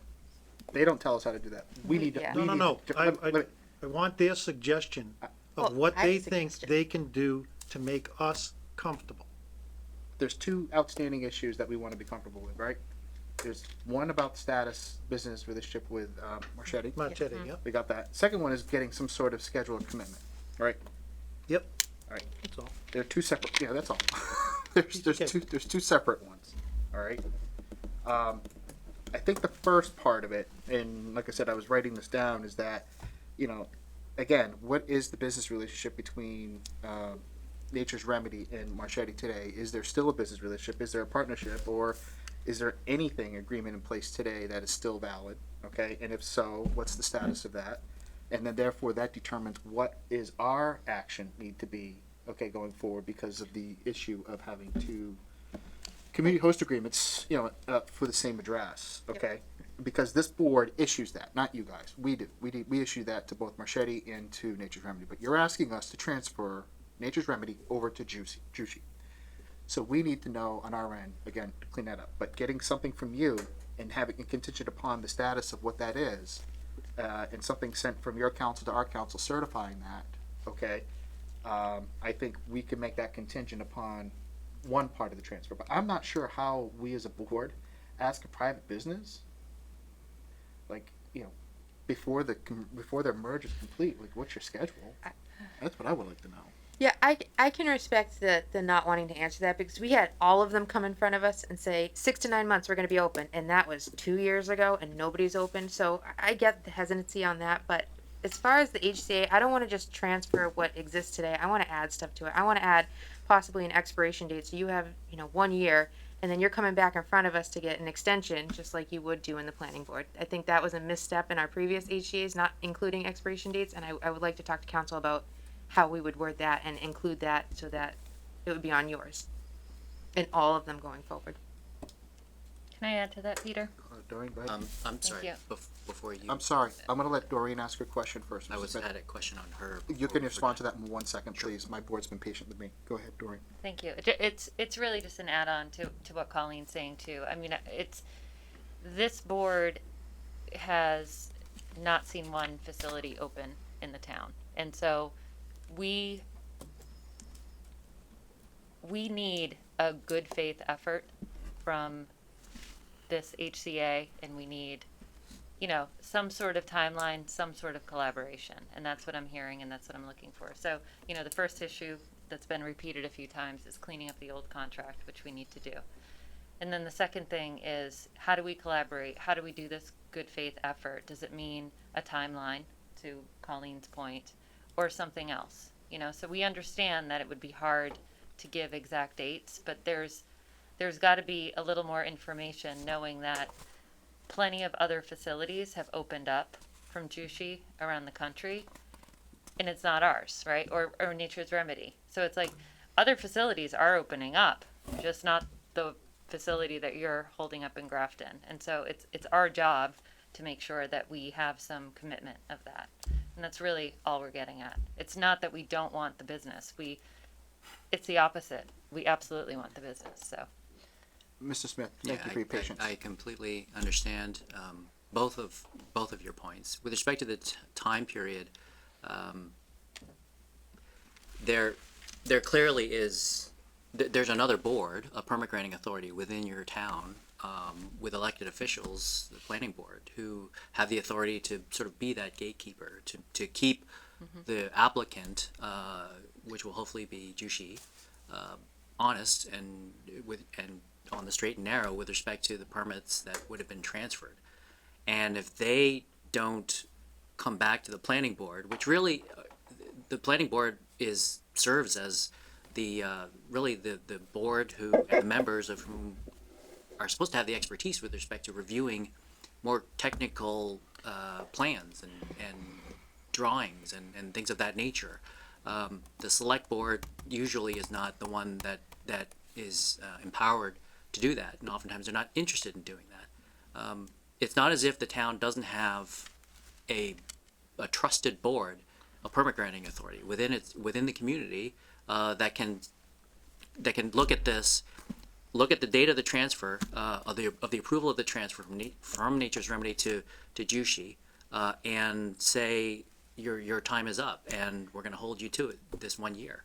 And what have you delivered with respect to convincing us that you've got a plan with respect to the development of the site? Thank you, Mr. Evan. I think another question I think this board needs to get is to determine the CCC's. You have a provisional license today, correct? That's correct. Yeah. Provisional license on the requirement that they have the special permit in hand, if that's contingent on maintaining that provisional license. Because in order for them to get the provisional license, they had to have planning board, right, sign off on their special permit. Right. So in that case, if they don't have this whole argument about provisional licenses in Grafton and so on and so forth, to the Mr. Smith's point, I would like to know what does that do for us when they no longer have that, and let's say they don't go for a renewal for the special permit and it lapses. What happens? Who notifies the CCC, and then what's the status of the provisional license? So what are our next steps? When does the special permit I was just going to ask the board that question. Do we know when exactly the special permit expires? Is it next week? Is it, do we have at least a week? Through the chair, it's coming up. I'm just looking at the letter that I had submitted. It's in October, I can tell you that. Oh, okay. So we have a little bit of wiggle room that if we want to give you guys some opportunities to work on some of the requests we've made and have you guys come back in 2 weeks, is that enough time to maybe clean up some of the stuff we've asked of you guys and Well, we also need to clean up the other contract. Of course, that's what I mean, So- because he's gonna, That might not be, we may need longer than 2 weeks. okay, So maybe a month. okay. No, I mean, we could look at the September 7th. Okay, beginning of, that's a month, Yeah. to your point. I don't mean to I know, be no, Oh, I no, know, no, I yeah, know, yeah, I know, more, you know, this is summer and people are here and there, whatever, but, I'd be open to that. Does the board have any other concerns or thoughts on taking that action tonight? Or does it want to move forward with what's presented in front of us tonight to transfer?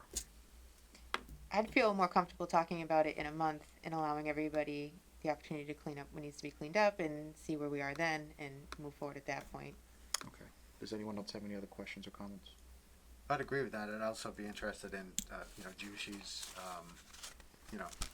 love for you guys to go back and think about, what comfort can you give this board, if anything, beyond what you've been able to provide tonight? Because And yeah, I just want to say too, I'm interested in moving forward. I just think we have some more work to do. So we look Okay. forward to the next meeting. Mr. Chair, What? Mr. Leith has his hand raised on Zoom. I'm sorry, Matt, go ahead. Yeah. I tried to use the sometimes don't see that. technological equivalent of raising my hand. I apologize. I don't know the frequency of this board's meetings, but I would implore if there is a more recent upcoming meeting that we could join. I think I heard 2 weeks from now at first. The reason being is, as I mentioned before, this is already the one and only town that is the final basically approval gating issue that we believed for the merger. And I think 2 weeks makes a significant difference here. So if we could move this to 2 weeks from now, approximately, that would be highly preferred.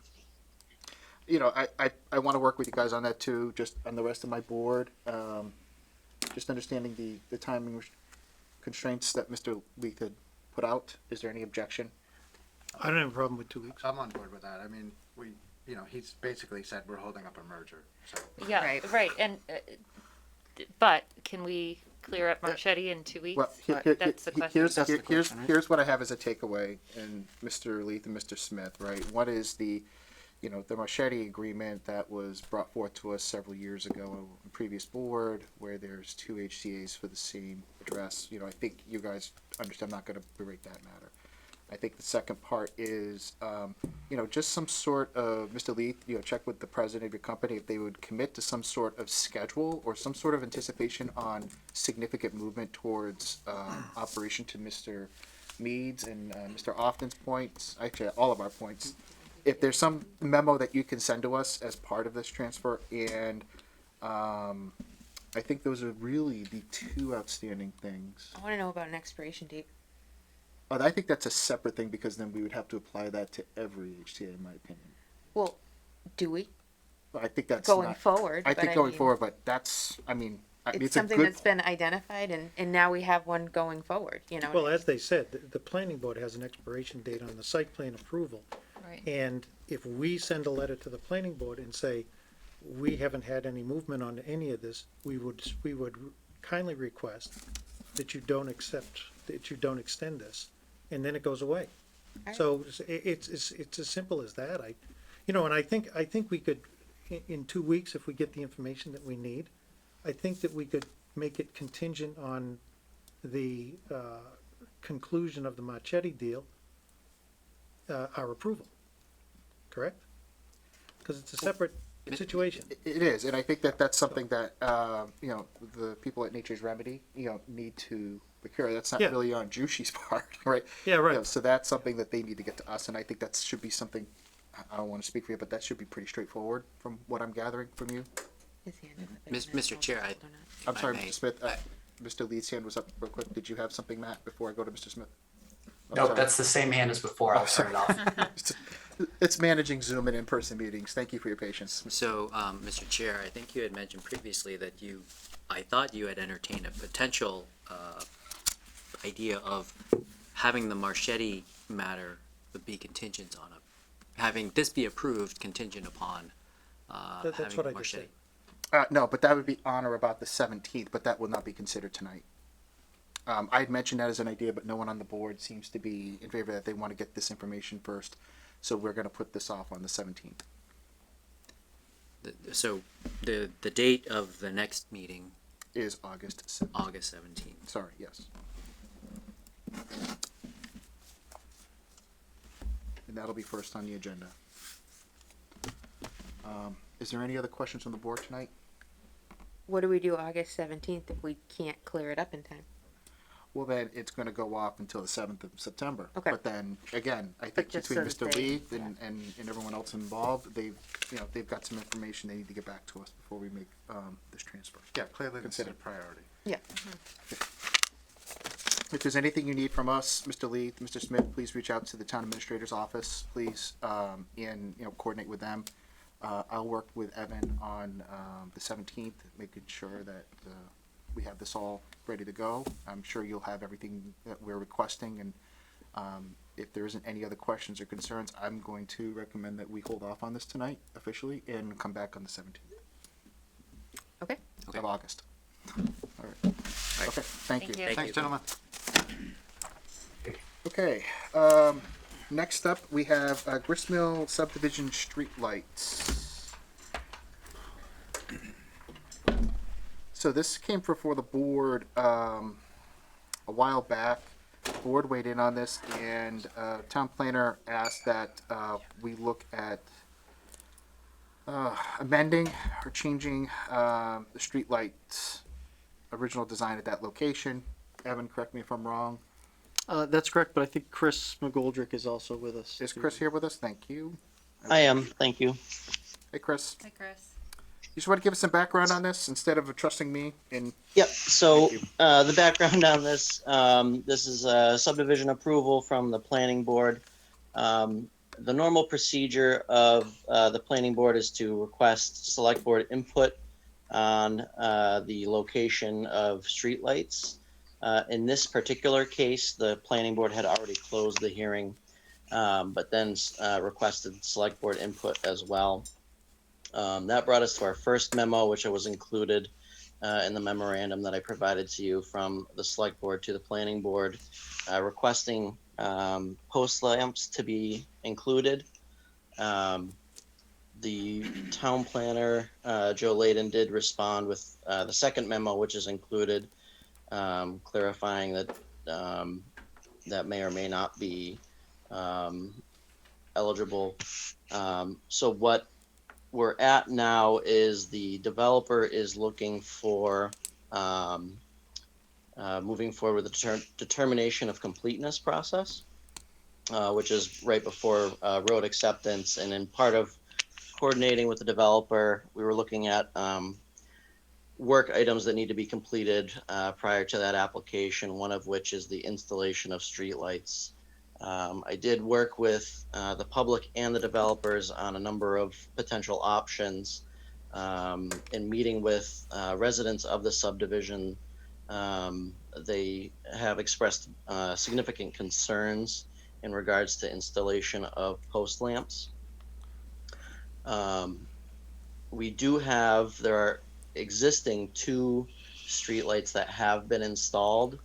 They're slightly different than what was approved on original endorsed plans, but are consistent with some of the language that was provided by the select board in terms of Chief Crapo's recommendation that there be a streetlight installed at the intersection of Millstone and Pleasant Street.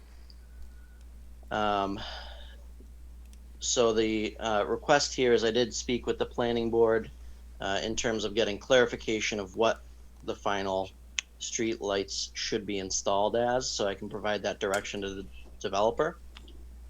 And they requested that I first get some input from the select board to kind of create a consensus between the 2 boards. So probably the easiest way to review this, I don't know if we can share on the memo. I did provide the endorsed plans with some planner notes. Is that Yep, we have available? that in our packet. All right, do you want, Mr. Chair, do you want us to share? Yeah, go ahead. Yeah, absolutely. Sorry, I'm more of a visual guy than. I just want to make sure everybody's clear. We're sharing it in theory. I'm working on it. Share.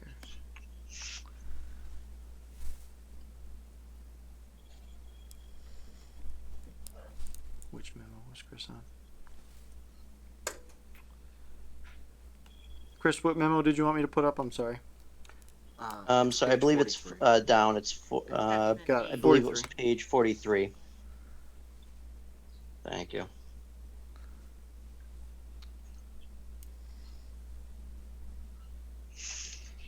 So in red, I tried to highlight what has been installed. So currently we have SL3, which has been installed, and SL5. The endorsed plans do indicate approximately in the location of SL1 and SL2, additional street lamps as well as SL4. And so really I think SL3 and SL5, especially being from Chief Crapo's, the SL5 being from a public safety standpoint at that intersection. We got those installed because those were frankly non-negotiable. In terms of SL1, SL2, and SL4, the residents have expressed their interest in having all of those installed, but I leave it to the board if that is, we would technically be requiring an additional street light to what was originally approved and discussed by the select board. And so just wanted to get some clarification on what the board's inclination towards that is. Mr. McGoldrick, I don't think there's any of us on the board that actually approved this back in the day. So at this point in time, is planning board endorsing the proposed plan in front of us today showing SL1 through 5 as documented with SL3 and SL5 installed? Sorry, yes, SL3 was installed and SL5 was installed.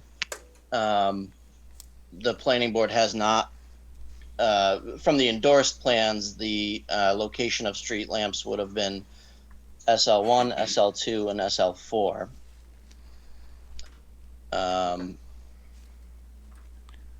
Okay. So I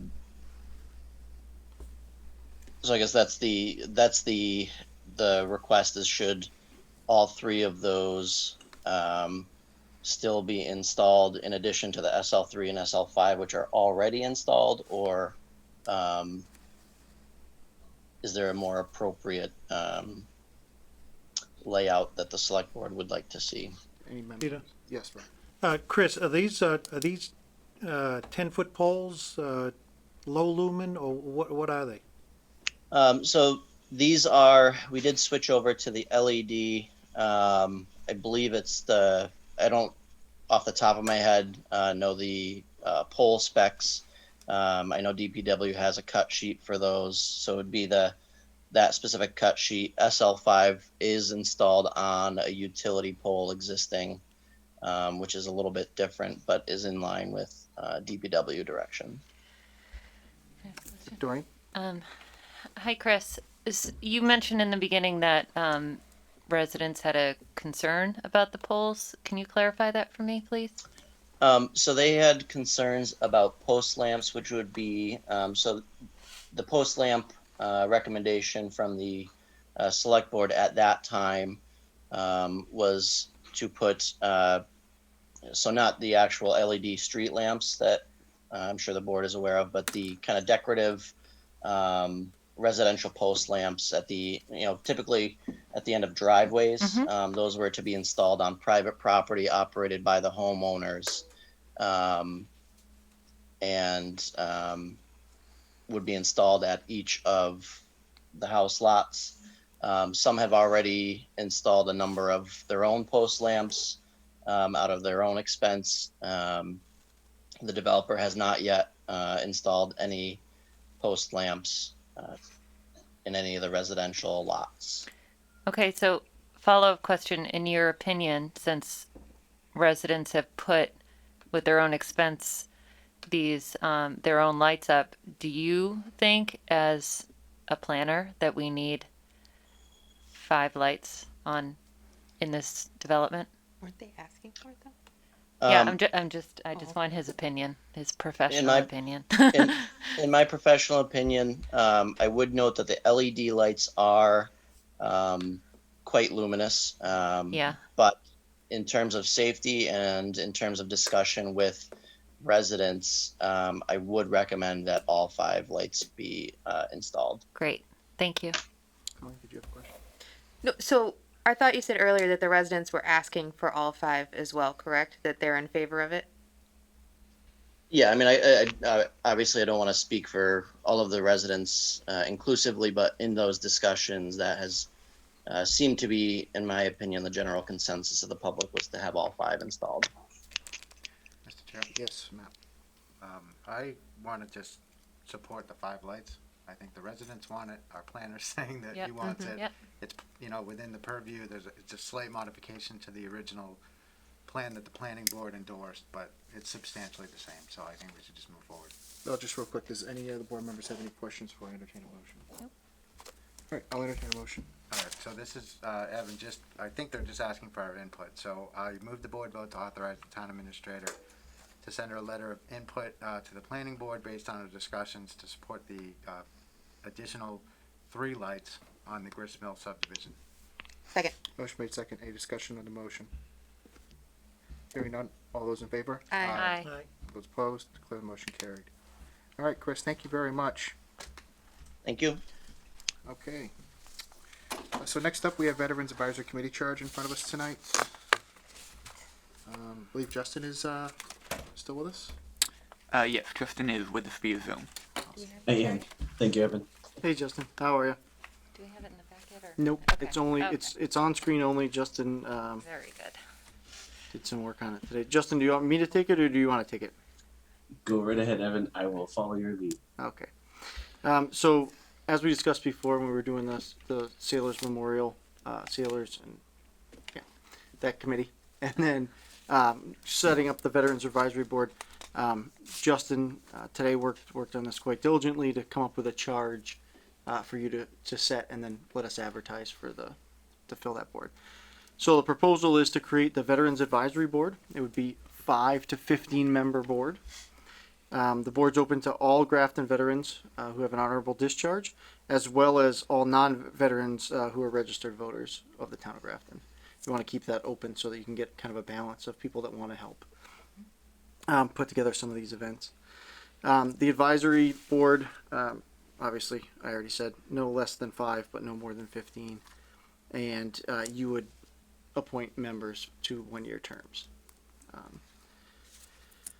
So the idea is for the board to meet monthly, and the mission of the board is to educate the people of Grafton and their elected and appointed officials regarding those specific areas of interest that most concern or impact the town's veterans.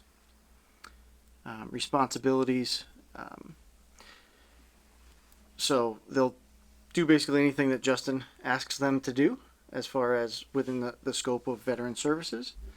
They'll play a role in planning events. They'll take up specific matters that impact the town veterans and suggest programming and outreach educational type events so that we can have better veterans outreach. They'll work on Memorial Day and Veterans Day observances. We'll put together a town report, which I think will be pretty a good function. And they'll help us manage a better veterans section of our website. Okay. Any questions from the board? No? Okay. At this point in time, as presented with this charge, I can entertain a motion. I move the board vote to adopt the charge of the Veterans Advisory Committee as presented. Second. Motion made second. Any discussion on the motion? Hearing none. All those in favor? Aye. All those opposed? Carried. Motion unanimous. Thank you, Justin, very much. Yeah, thank you. Appreciate you sticking out. It's 9 o'clock. Thank you very much. Have a great one. Thanks, you. Justin. All right, next up is India Day proclamation. That's the 7th. It's just a proclamation very similar to the one we did last year for them. That was requested from the community in Boston that usually holds this in the city. They're holding one here in Grafton locally this Saturday at 9 a.m. If there isn't any questions, I can entertain a motion for the proclamation. I move the board vote to adopt the India Day proclamation as presented. Second. Motion made second. Any discussion on the motion of the proclamation? Last year we read it. Should we read it or should we just put it up on the website or maybe? I was gonna go read it. Good for you. You gonna join me again this year? Absolutely not. Okay. Any further discussion on the proclamation? Hearing none. All those in favor? Aye. All those opposed? Declare motion carried. Thank you. All right. So next up, we don't have any resignations tonight. First up is Affordable Housing Trust appointments. We have several members that had shared interest. Ava Fantasia, Bridget McClements, Brittany Morgan, Sherilyn Reno, Edward Prisby, Caleb Pitts, and as you all know, we received correspondence that Ms. Kelly had withdrawn her interest in serving on that committee, so we will only be talking to the 6 that are available today, if they are available. So first up, I just want to give the board and each individual who's interested in serving, just give a little bit about themselves if they're here. And I want to start with if Ava Fantasia is here. Ava, hi. Why don't you come on up, have a seat. Just take a couple minutes, introduce yourself, and tell us why you're interested in serving on the Affordable Housing Trust, and just we'll ask some questions. Thank you. Sounds good. Thank you. Thank you for having me. And I'll take my mask down. Be able to talk and breathe at the same time. I'm a 35-year resident here in Grafton, 17 years on Powerline Drive, and presently on Brigham Hill.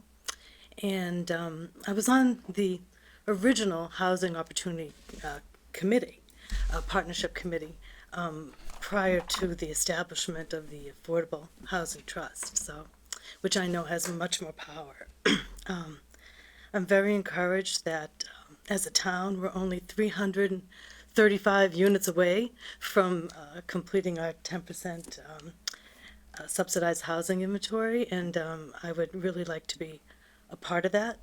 I've worked in banking for 20 years, and I'm also a licensed real estate agent for 20 years, and feel I have a good handle on where people are at in terms of affordable housing. All right. Thank you very much. Does the board have any questions for you? Sure. Yeah. Do you want to just go down the line? Okay. So, hi Ava. Welcome. Hi, Doreen. Thank How are you? I'm great. Thanks. How are you? Good to nice see to see you. So I'm going to ask the same question for everybody. Just what bringing your personal skills into the Affordable Housing Trust, if you were to get this role, what do you think about the current projects that are going on in town, and how would you contribute to them? Well, I think there's one that I may be aware of, Worcester Street. I'm not really sure that there's anything quite near where that one may be at, with concept plans. I think my best contribution is the people that I work with and meet, and I see seniors that want to leave their homes because they want to downsize and they want to pay less taxes, and there's like nowhere to go. And I see first-time home buyers who want those houses who can't get them because these people aren't going to places that they want to be. So I feel like there's a lot of people that want to be a lot of different places that can't be there. I also feel like on a personal level that the people that I see that are struggling so much, especially the older people, are people who like never got a chance to get a home, and the rents are really like killing them. I mean, you know, the subsidized rents are $1,400, and they can't afford it. So I see a really big need there too, and that couples with the idea of owning a home and giving these younger people opportunities to get in that maybe but at their income levels, maybe they're working in retail and they both make 40,000 a year, and they, they would fall into that income requirement, but they can't afford something at present retail. So I guess just my understanding, and I have to learn plenty more because there's plenty more scenarios out there, but I think we have a lot to work to do, and I think I could contribute to that. Thank you. Colleen. Hi, thanks Hi. for coming in. I guess one of the big questions I would have would be, what is your comfort level for advocating for these projects in a room full of people who don't want the project? Yeah, comfort level. So when I was on the Housing Opportunity Partnership, I was the secretary, and it was my job to put the information out through the Grafton News at the time, the paper. And there was a project that wanted to be started, probably like the very first one. It was on Indian Path or off of Indian Path. I mean, and there's a lot of misconception about affordable housing and what it is. And so just that whole educating people, letting them become involved in creating affordable housing in our community is something that we have to do. So my comfort level is pretty good. I like to write, and I can do that. But I think in meetings, everyone needs to be heard and it really, educated. When they realize the income levels that can take advantage of some of these opportunities, they're going to say, that's me, that's my daughter, that's my cousin. Thank you. Matt? Yeah, so I have a question that's, I guess, along the lines of Colleen's. Everybody's in favor of affordable housing until it's in their neighborhood or it doesn't look the way they think housing should look, right? So I'm just wondering, how would you plan on trying to get, because I think, this is our 25 Worcester Street's our first development. Do you think it's possible to get local neighbors on board? And if not, what would your thinking be in terms of community engagement? So you mentioned some sort of education, but what would the outreach kind of look like? Yeah, to me, I think it is education. I think community outreach, it's almost like, I think this committee maybe has an opportunity to participate, at different events on town days, and, have a affordable housing booth so we can talk to people. This is what this is what it could look like. We want you, to get behind it. We're this many units away, from meeting, our goal.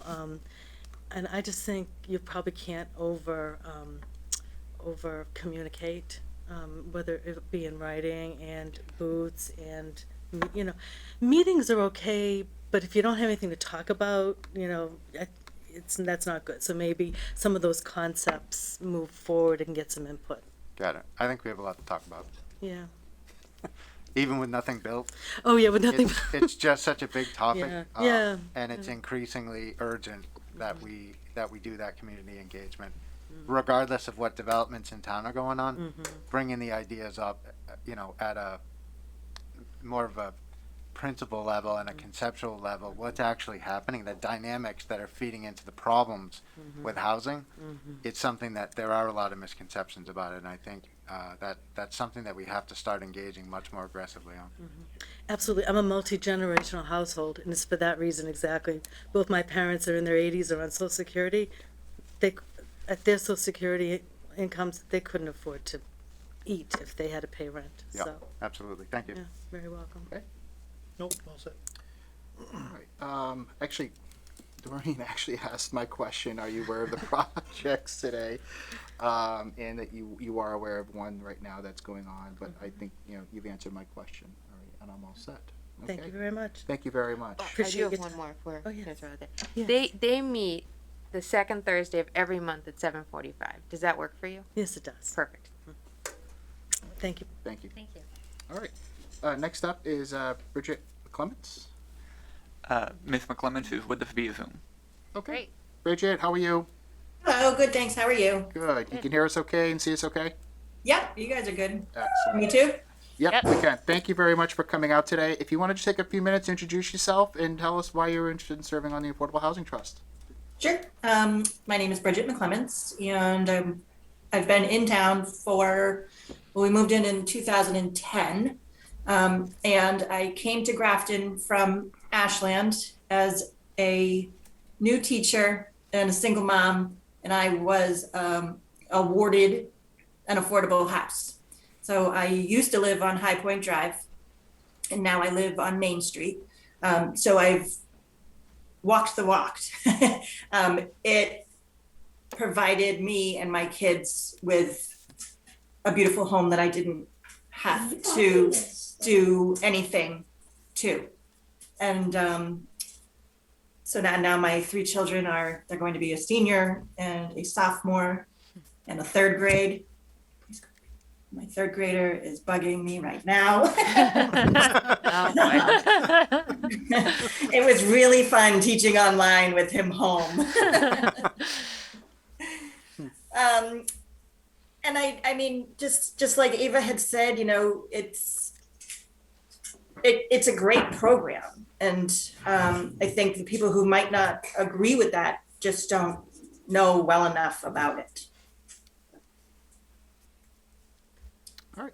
All right, thank you, Bridget. We'll go right to just asking some questions real quick. We'll start with Doreen. Thanks, Bridget. Nice to meet you.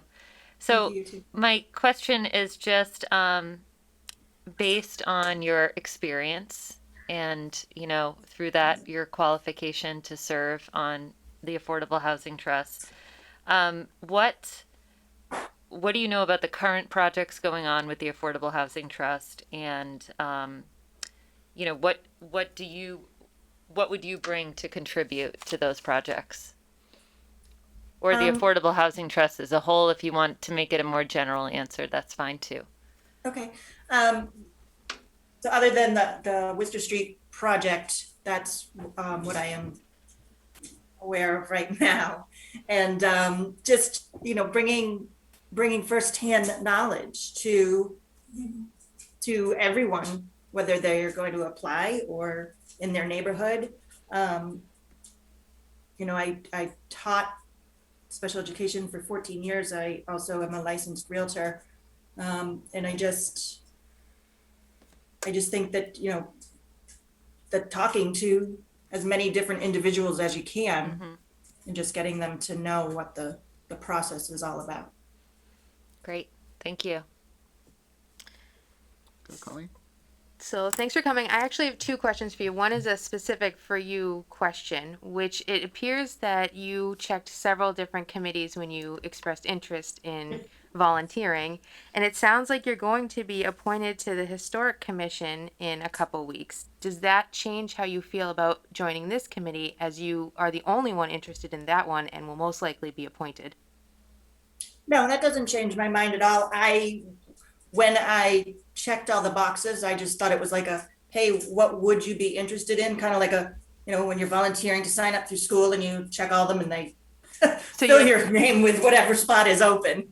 So you have enough time to do both if you were to be appointed tonight and to be appointed to that one? Yes, I think that, like you said, the meetings are once a month. So I don't know if the Historical Society is the same or, but yes, okay. I have. And then my second question is the same that I asked Ava, which is, how would you handle advocating for affordable housing in a room full of people who are against the project? I think education and awareness, it's affordable housing for people, that still have to qualify for a mortgage, that have to have, full-time jobs, that, it's not. Look behind you. It's not, sorry? Look up, look behind you. Look up behind you. I was hoping you couldn't see him. But I just want to interrupt you for a minute. That's the best Zoom meeting experience that I've had on the board. Thank you. You won Zoom. You won Zoom. There's the lawyer with the cat, and I think that's a very close second. All right, sorry. Oh no, am I going on social media? Sorry, no, I've. You want to ask your question again? Yeah, I know Matt's going to reiterate it, so we'll just sail right over to him. Okay. Yeah, so let's just consolidate that question. Sounds good. Doing something. There you go. I think she said education, so we'll go with that. Yeah, so I had a slightly different version of Colleen's question. Tonight, but we have before us decision about Affordable Housing Trust and waste reduction and recycling. Do you have a particular preference? I would prefer the housing. Okay, all right. That's my only question. Ray, do you have any questions? Nope. Again, I got asked my question already before, Bridget, but thank you very much for answering Doreen's question. So I don't have any other questions for you at this time. If that's it, you've asked the time commitment one. Yep, we did that. Yep. So I think we're all set. Thank you very much. Thank you. All right. So next up, we have Brittany Morgan. And do we have Brittany with us? She is on Zoom. I'm going to promote her to a panelist and she'll be able to communicate. Okay. Great.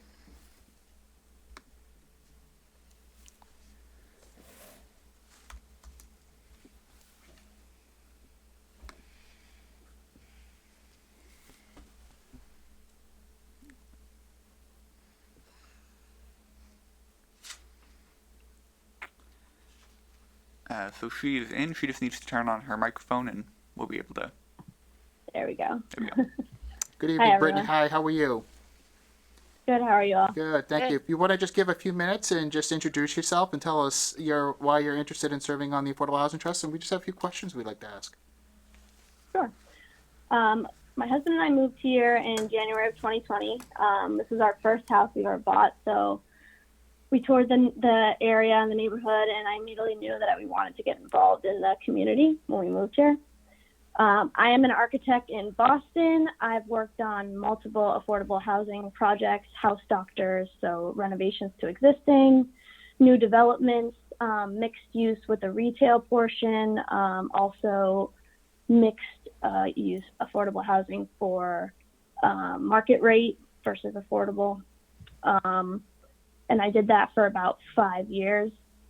So I have a good amount of experience with planning boards, zoning boards, developers, community meetings, lots of those, community outreach. So I just want to use my expertise to help the community. And I actually live on Worcester Street at 47, so I'm very familiar with the project on the street, and as well as several others on the map that you guys have on your website. So yeah. All right, thank you, Brittany. We're going to start with Doreen. Sure. Hi, Brittany.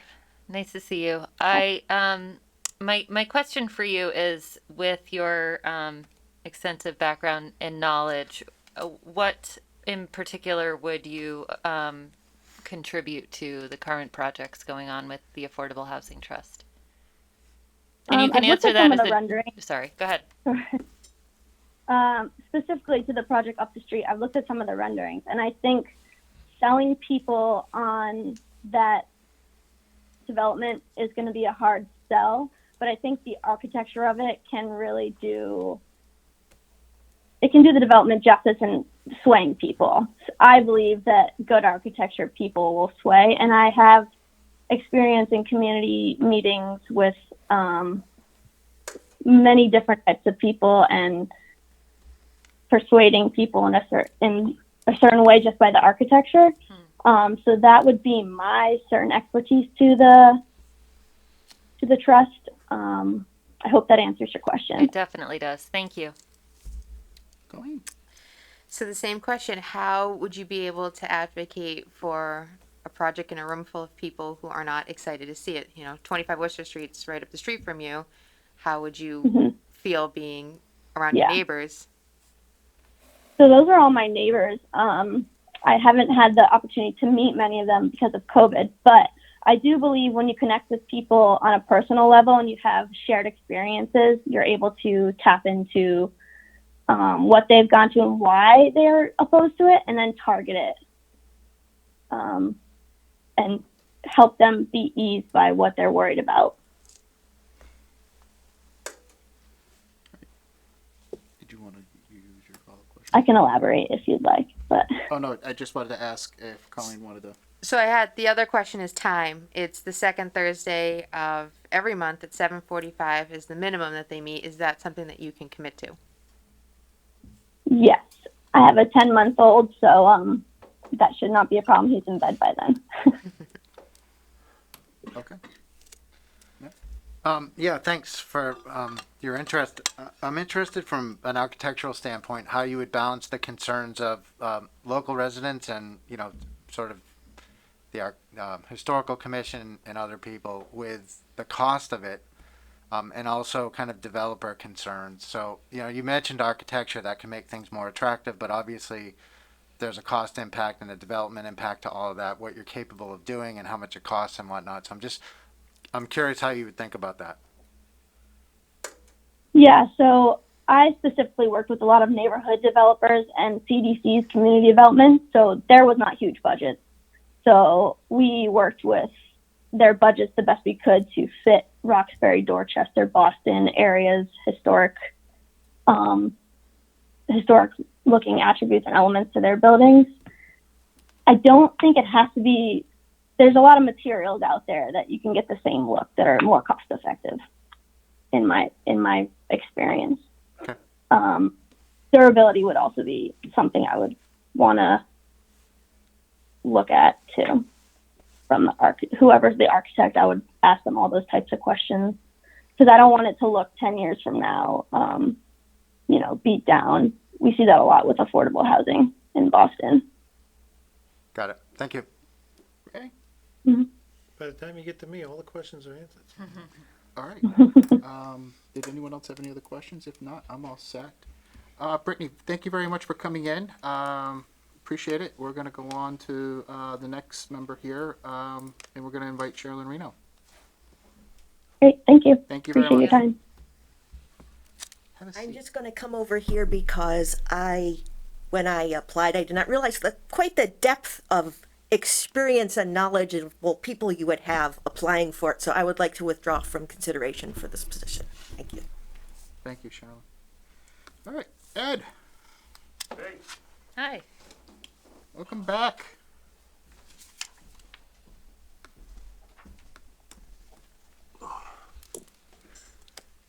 So I'm Ed Prisby, for those who don't know me. Nice to meet you. How's it going? I'm good. Good to see you.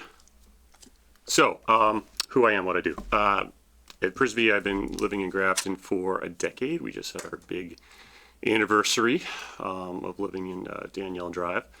I'm a lawyer. I've been a lawyer for 20 years now. I've earned my gray hair. I'm a partner at my firm. I'm the chair of the civil litigation department.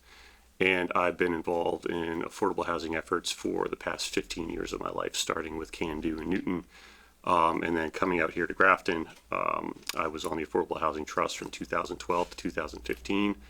I chaired it for 2 years, and then when I was on the select board, I also was on the Affordable Housing Trust for 1 year. Affordable housing has been a passion of mine for most of my life. I think, like a lot of the other people that you've already spoken with, these are all fantastic candidates, by the way. Grafton's very lucky.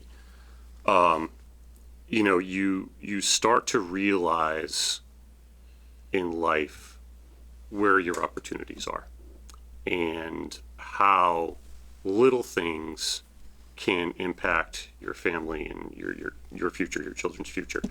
And the opportunity to live in housing that is affordable to you and your family can change the dynamics of your lineage going forward. It's the opportunity to build wealth. It's the opportunity to live safely. It's the opportunity in a lot of cases to get a quality education and give your children the future that they deserve. It's the opportunity to save for retirement and ensure your own health going forward in the long run. All of those things are tied into housing. And as I think probably everybody here knows, Massachusetts is presently engaged in a housing crisis, and as is much of the country. In fact, 17 states across the United States are suffering from housing shortages. The worst being Oregon, second worst being California, seventh worst being Massachusetts. Presently, it's estimated that Massachusetts needs to build 127,000 new units just to catch up with demand. And to put it in dollar figures for you, if the state were to take over this responsibility and perform that function, it would take 200% of the state budget just to come up with all those units. So I think what you guys are looking for are candidates who have a familiarity with the tools that we use in Massachusetts to build new housing that is affordable.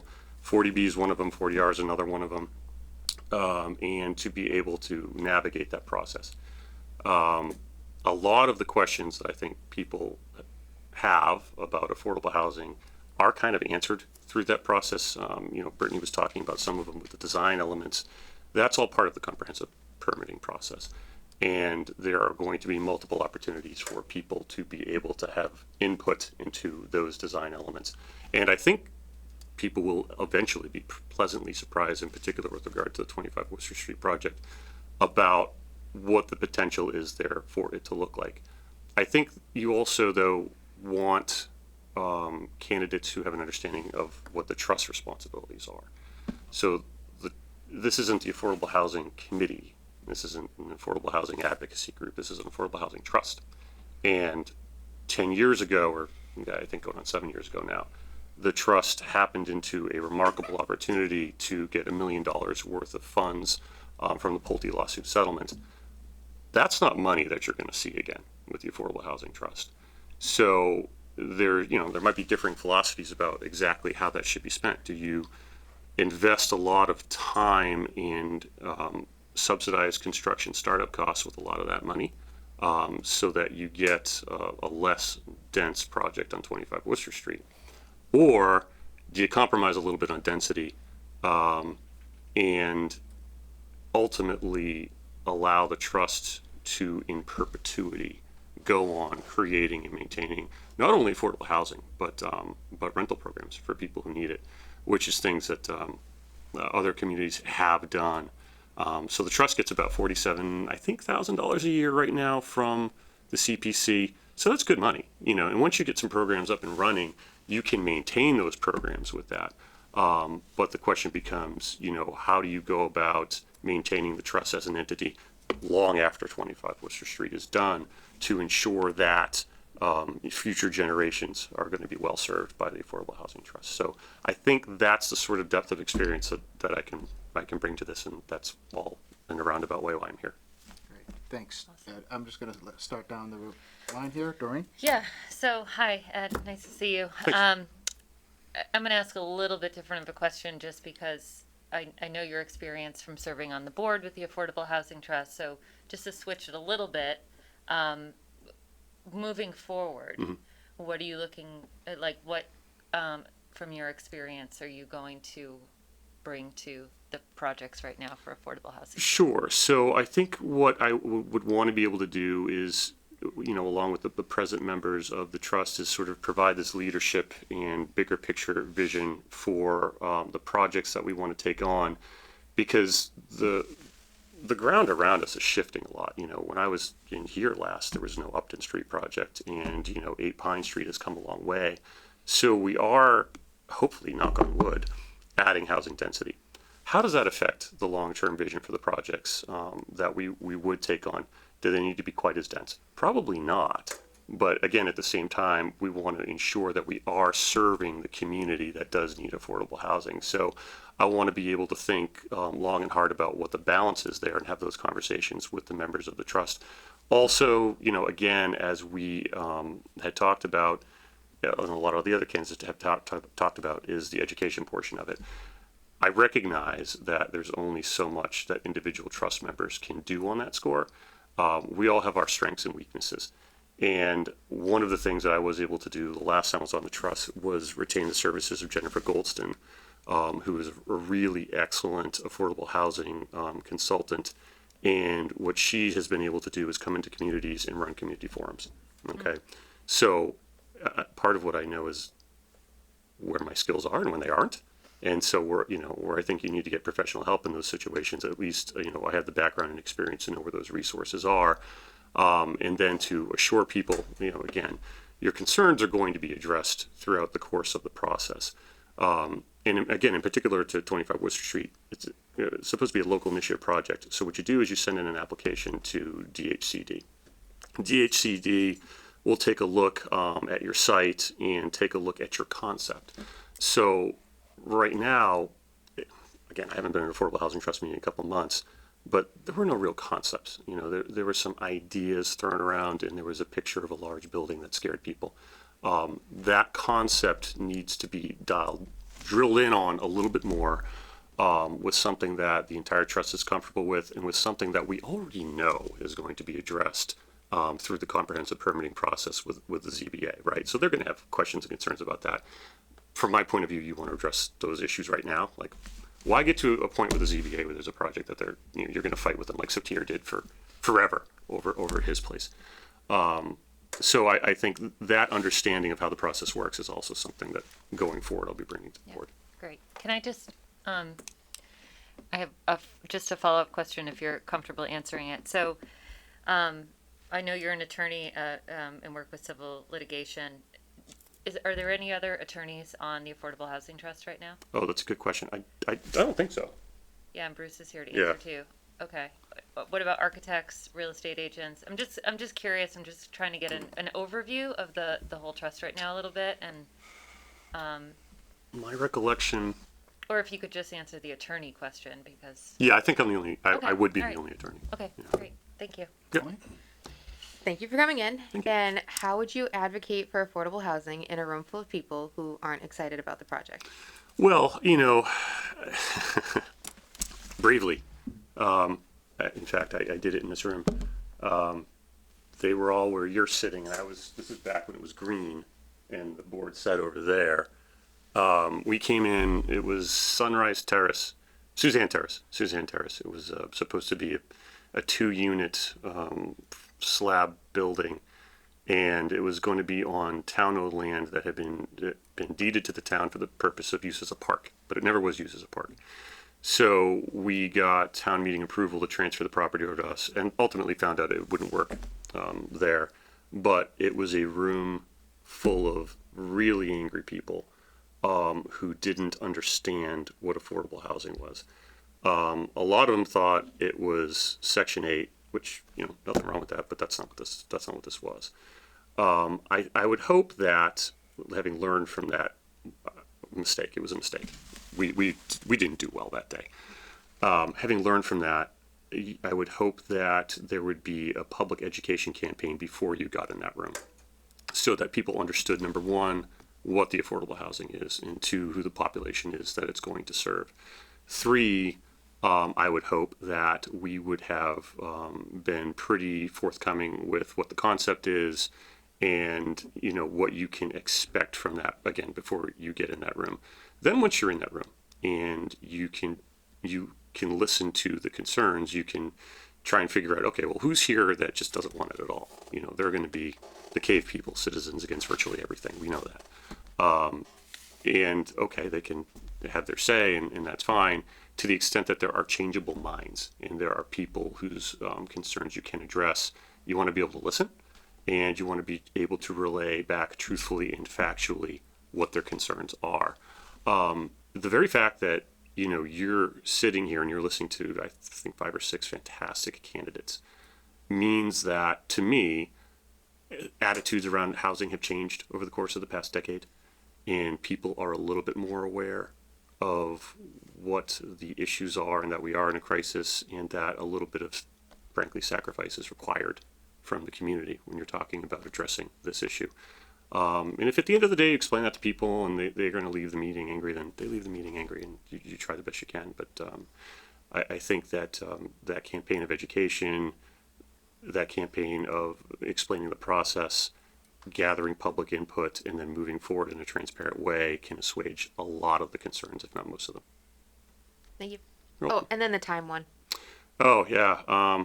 Yes, 7:45, second Thursday. Yeah, that's fine. Got it. Matt? Thanks. So Ed, I'm just wondering, you mentioned the, the opportunity to build wealth. Yeah.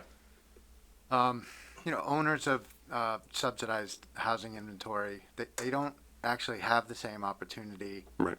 to build wealth when they sell their homes as other people do in non-subsidized housing. Right. I'm wondering if you think there's a place for the trust to actually, work at the state level to try to change that, because I think it's that is one of the real things that kind of gets at the heart of the generational problems that we have, and it's it seems like an important one, and I'm just wondering if you think there is a place, you know, for the trust to do some work at the state level to try to change those dynamics a little bit and create some more equity. One of the things that you get when you talk to people who are resistant to this is the idea of, why is this person getting something that I didn't get? You know, I paid full price for my place, and you're telling me, and I've had this conversation, that you're gonna give somebody something at a lower price who's making 80 to 100% of the area median income, so they could be making as much, if not more, than me. Why are my tax dollars going to that person? And you know, like, that's a hard question. You know, it can be difficult to explain to people, you know, again, why you should have compassion and empathy for other people for no good reason. But part of the response to that is, well, they're not entirely getting what you're getting. Right. They're not getting the opportunity to build that wealth because the SHI deed rider is on there.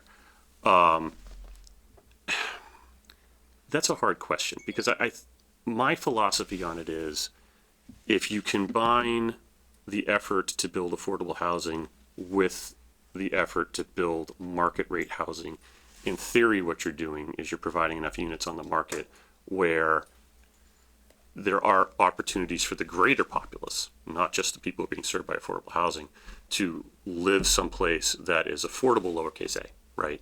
Someplace that isn't taking up 30% of their average annual income, but only 25% or 23%, back to that place where, God forbid, this generation of Americans is allowed to save some money, you know? So I think that's the philosophy around it, but that's an interesting idea, Matt. I had actually never thought about it that way before. Okay, thanks. Right? Any questions? All right. Ed, thank you for coming in. We have one more person coming up after you, and we have Kaya Pitts, who has joined us, I believe, via Zoom, correct? Thank you. Thank you. Thanks.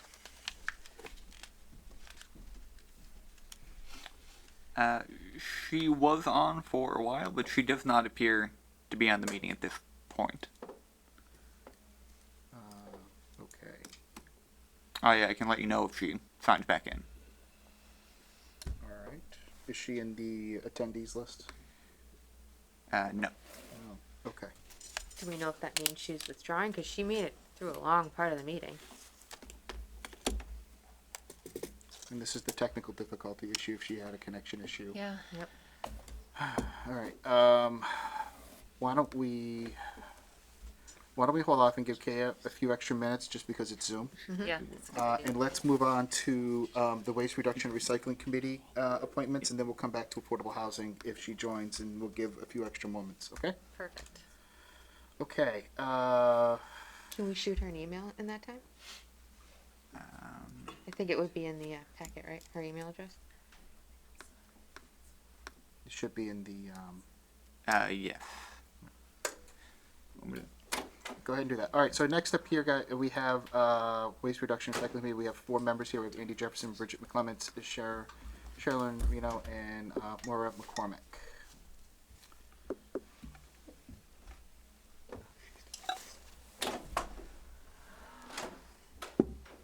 And I believe we've attached the charge. And we're looking for 3 members at large. Yes. Andy, you're in the hot seat. How you been? Good, yeah. Good. Thanks for waiting around. We have a lot to go through tonight. There was a lot to go through today. Yeah. But appreciate your patience. Do you want to just give us a few seconds about who you are and why you want to be on the recycling? Sure. I was honestly surprised at the amount of interest that was generated in this committee, but I thought it might be a place where I could be useful. I'm a graphic designer by trade. I work for a marketing and PR company. I've had the opportunity to work with Waste Management in King County in our West Coast office on their Recycle Smart programs, along with Port of Seattle, which services the ferries and Seattle-Tacoma International Airport, mostly like signage, information, awareness, things like that, training. Locally, our agency has done some work with Mass Save, more towards the appliance recycling end and utility rebates on that type of stuff. But we also helped launch the Recyclopedia tool for Recycle Smart, which is part of Mass DEP. I still consider it to be a super useful tool. It's somewhere I go very often if I have any questions about what I can or can't put in my single stream recycling. I think I'm a recycling enthusiast. I probably have a little bit more knowledge about it than the average resident, but yeah, that was my thought process in applying. Thanks.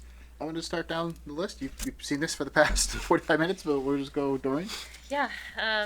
So I'll make it a little more brief. Like, what do you want to bring to this brand new or reestablished committee?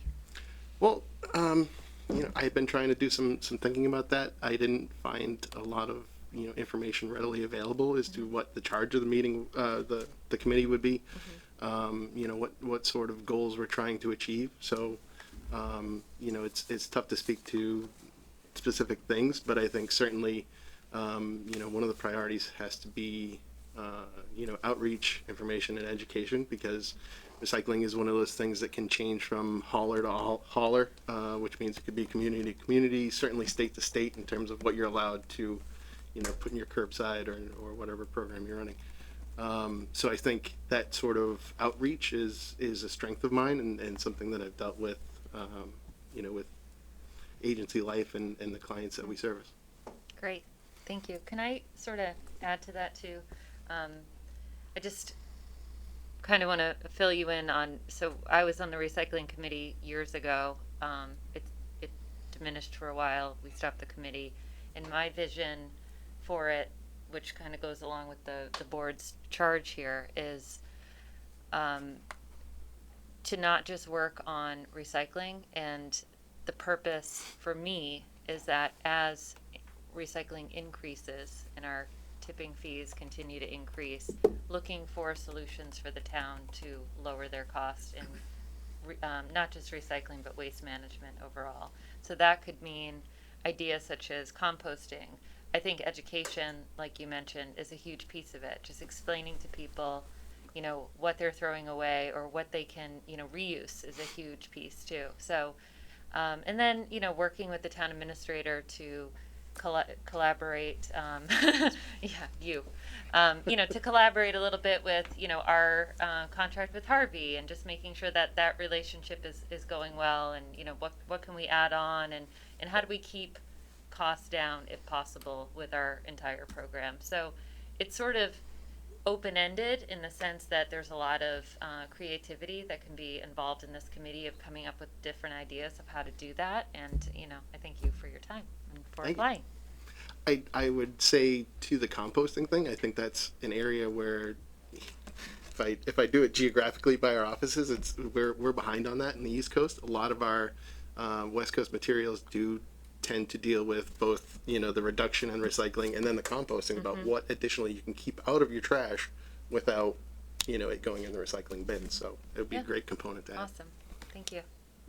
Thank you for coming in. And my only question is, do you have the time available to do that, considering you are on other committees? Again, I wasn't able to find when the committee meets. It's fair. Okay. We don't know yet when the committee meets, because I'm the only member so far. You get to make that decision. You can make that decision. I was like, as long as it's not Wednesdays at 6 or 7 and conflicting with FinCom, yes, I would happily attend. All right. Matt? I'm gonna pass it along to Ralph. I don't have any questions. Okay. I don't have any questions. It's I hard appreciate your not. Yeah. interest in wanting to join on. Let's. I don't have anything else, but thank you for your interest, and we're gonna move on to Bridget McClement. Is she still with us? Thank you. Thanks.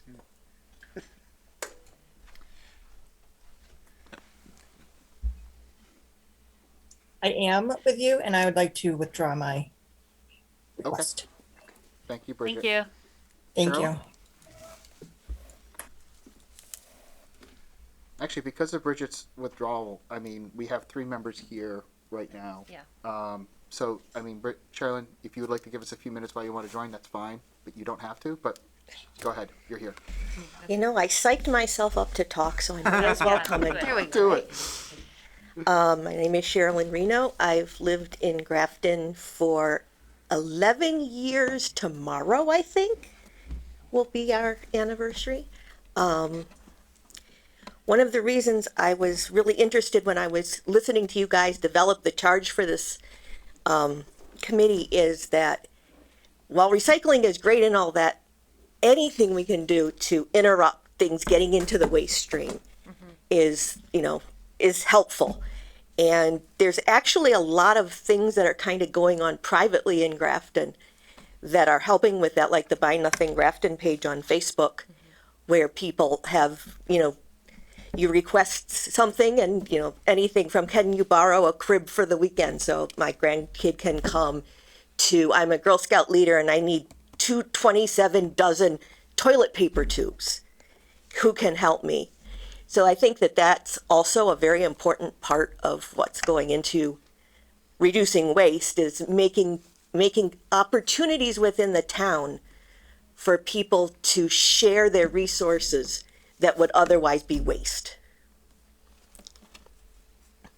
Okay, Thank you. Thank you. I appreciate that very much. Does anyone have any questions or comments? Comment is you're probably getting on. Yeah, yeah. saying. So we're just gonna, at 9:45, we're just gonna. All right. I'm gonna skip my question. All right, thanks, Sherilyn. All right, Maura? Yeah. Maura McCormick here? Miss McCormick is with us via Zoom. Great. Hi. Can you hear me? We can hear you, Maura. How are you? Maura. Good, and you? Good, thanks. If you just want to give a few minutes and just kind of tell us about yourself, why you want to serve on the Waste Reduction and Recycling Committee? Just generally, I have a passion about recycling and trying to reduce the amount of waste that goes into the landfills around here. Excellent. Yeah. Okay. Anyone have any questions for Maura? Oh, thank you for stepping up. All right, thank you, Maura, very much. Appreciate it. Thanks for sticking on so late tonight. Yep, no problem. All right, at this time, I'll ask the board if they want to entertain a motion for appointments to the Waste Reduction and Recycling Committee. Well, Just one question. Miss Didio was been on too. Should we hear from her at all?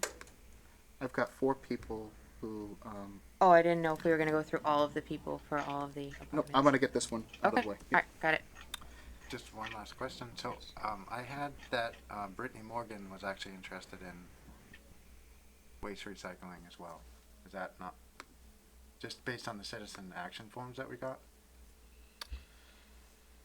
Okay. That's pretty. Is she still on? Is Brittany still on? I do not see her, no. Okay. Okay. Okay. I was just looking at the packets. And Yeah. I sort of ignored. And I just went to the actual. But did she? I didn't have that on my I list. didn't either, but I believe you. Maybe Bridget was on twofer, Yeah, but right. not Brittany. Yeah, I didn't see Brittany on that. I Okay. don't want to miss her either if she was.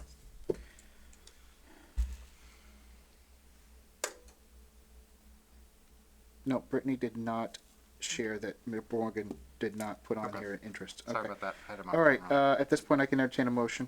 All right, let's see. I make a motion that we appoint Andy Jefferson, Sherilyn Reno, and Maura McCormick to the Waste Reduction and Recycling Committee.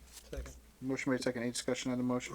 Yes, I want to thank everybody for coming in and spending their night with us tonight. And it was, really important that we went through this, and we have some really great candidates. So thank you.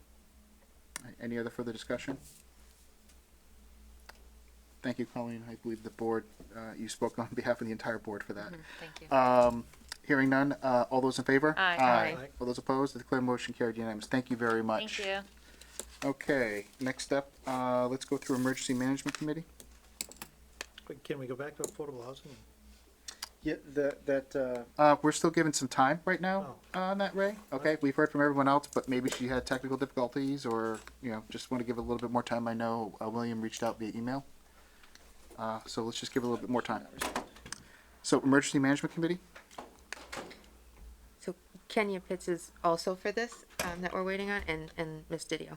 We have 2 members, I believe. Yep.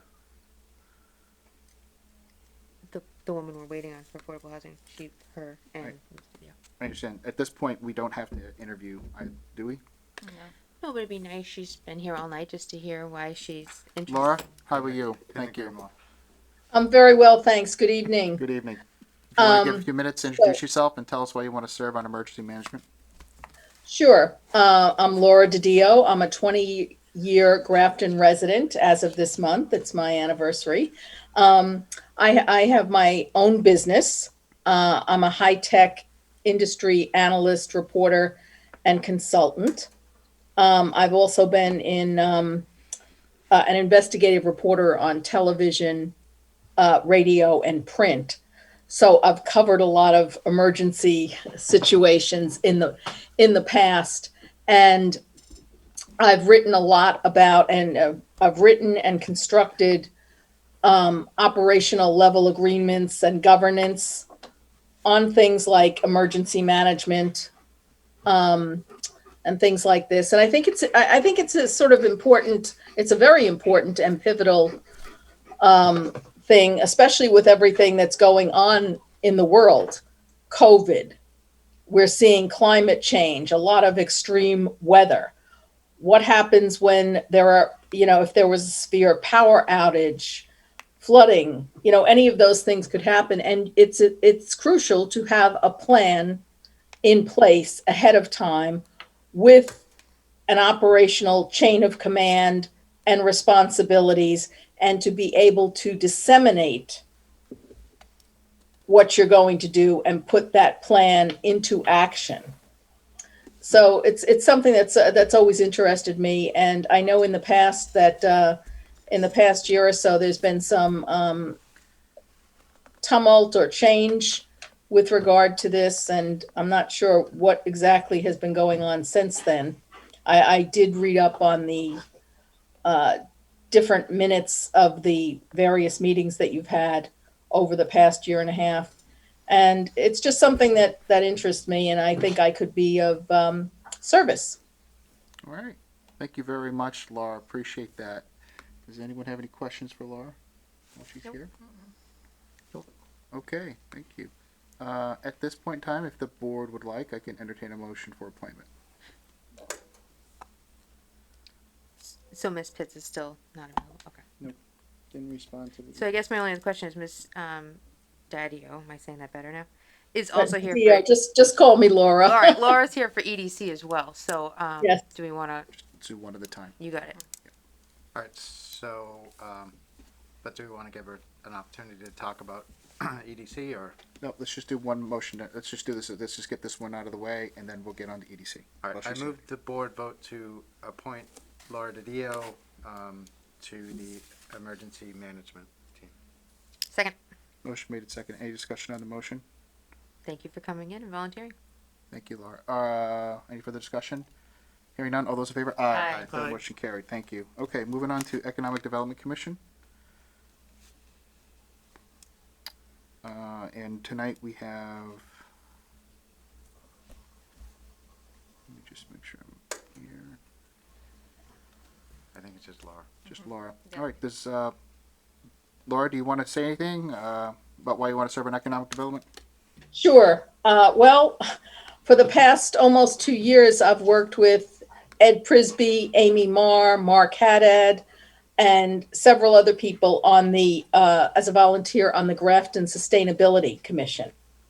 And in the 20 years that I've lived in Grafton, I've seen a lot of growth, a lot of changes, and now we're seeing, a lot of growing pains. It's obvious to me that over the past 2 years, as we've done comps and compare and contrast how Grafton sizes up and compares to other towns in the area, that there is no apples to apples comparison. The town has nearly doubled in population over the past, say, 22 years.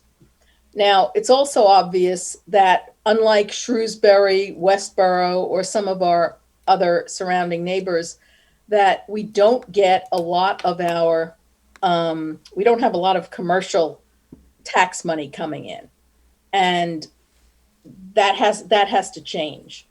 In my capacity as a small business owner and someone who also works with very large corporations like IBM, Apple, Google, etc., I think that there's, an opportunity to look at possibly doing business in the, non-traditional business, not just, okay, well, we're not going to have Route 9 coming through Grafton the way Shrewsbury does or Westboro. So where is this money going to come from? Are there opportunities that we can explore to spur economic development, not just in the traditional ways of small businesses, like we have, Theru Dental or, the mobile gas station or retail, but are we able to possibly look at creative ways to leverage the town's history? I mean, for a long time, for many years, this was a farming community. Obviously, many of the last dairy farm, I think, closed up shop about 8 years ago. But it's also been a very horsey equine community. I own horses, by the way. So, and the horse stables in town are thriving. Are there opportunities to do partnerships, maybe to attract businesses or events, special events, to help bring money in?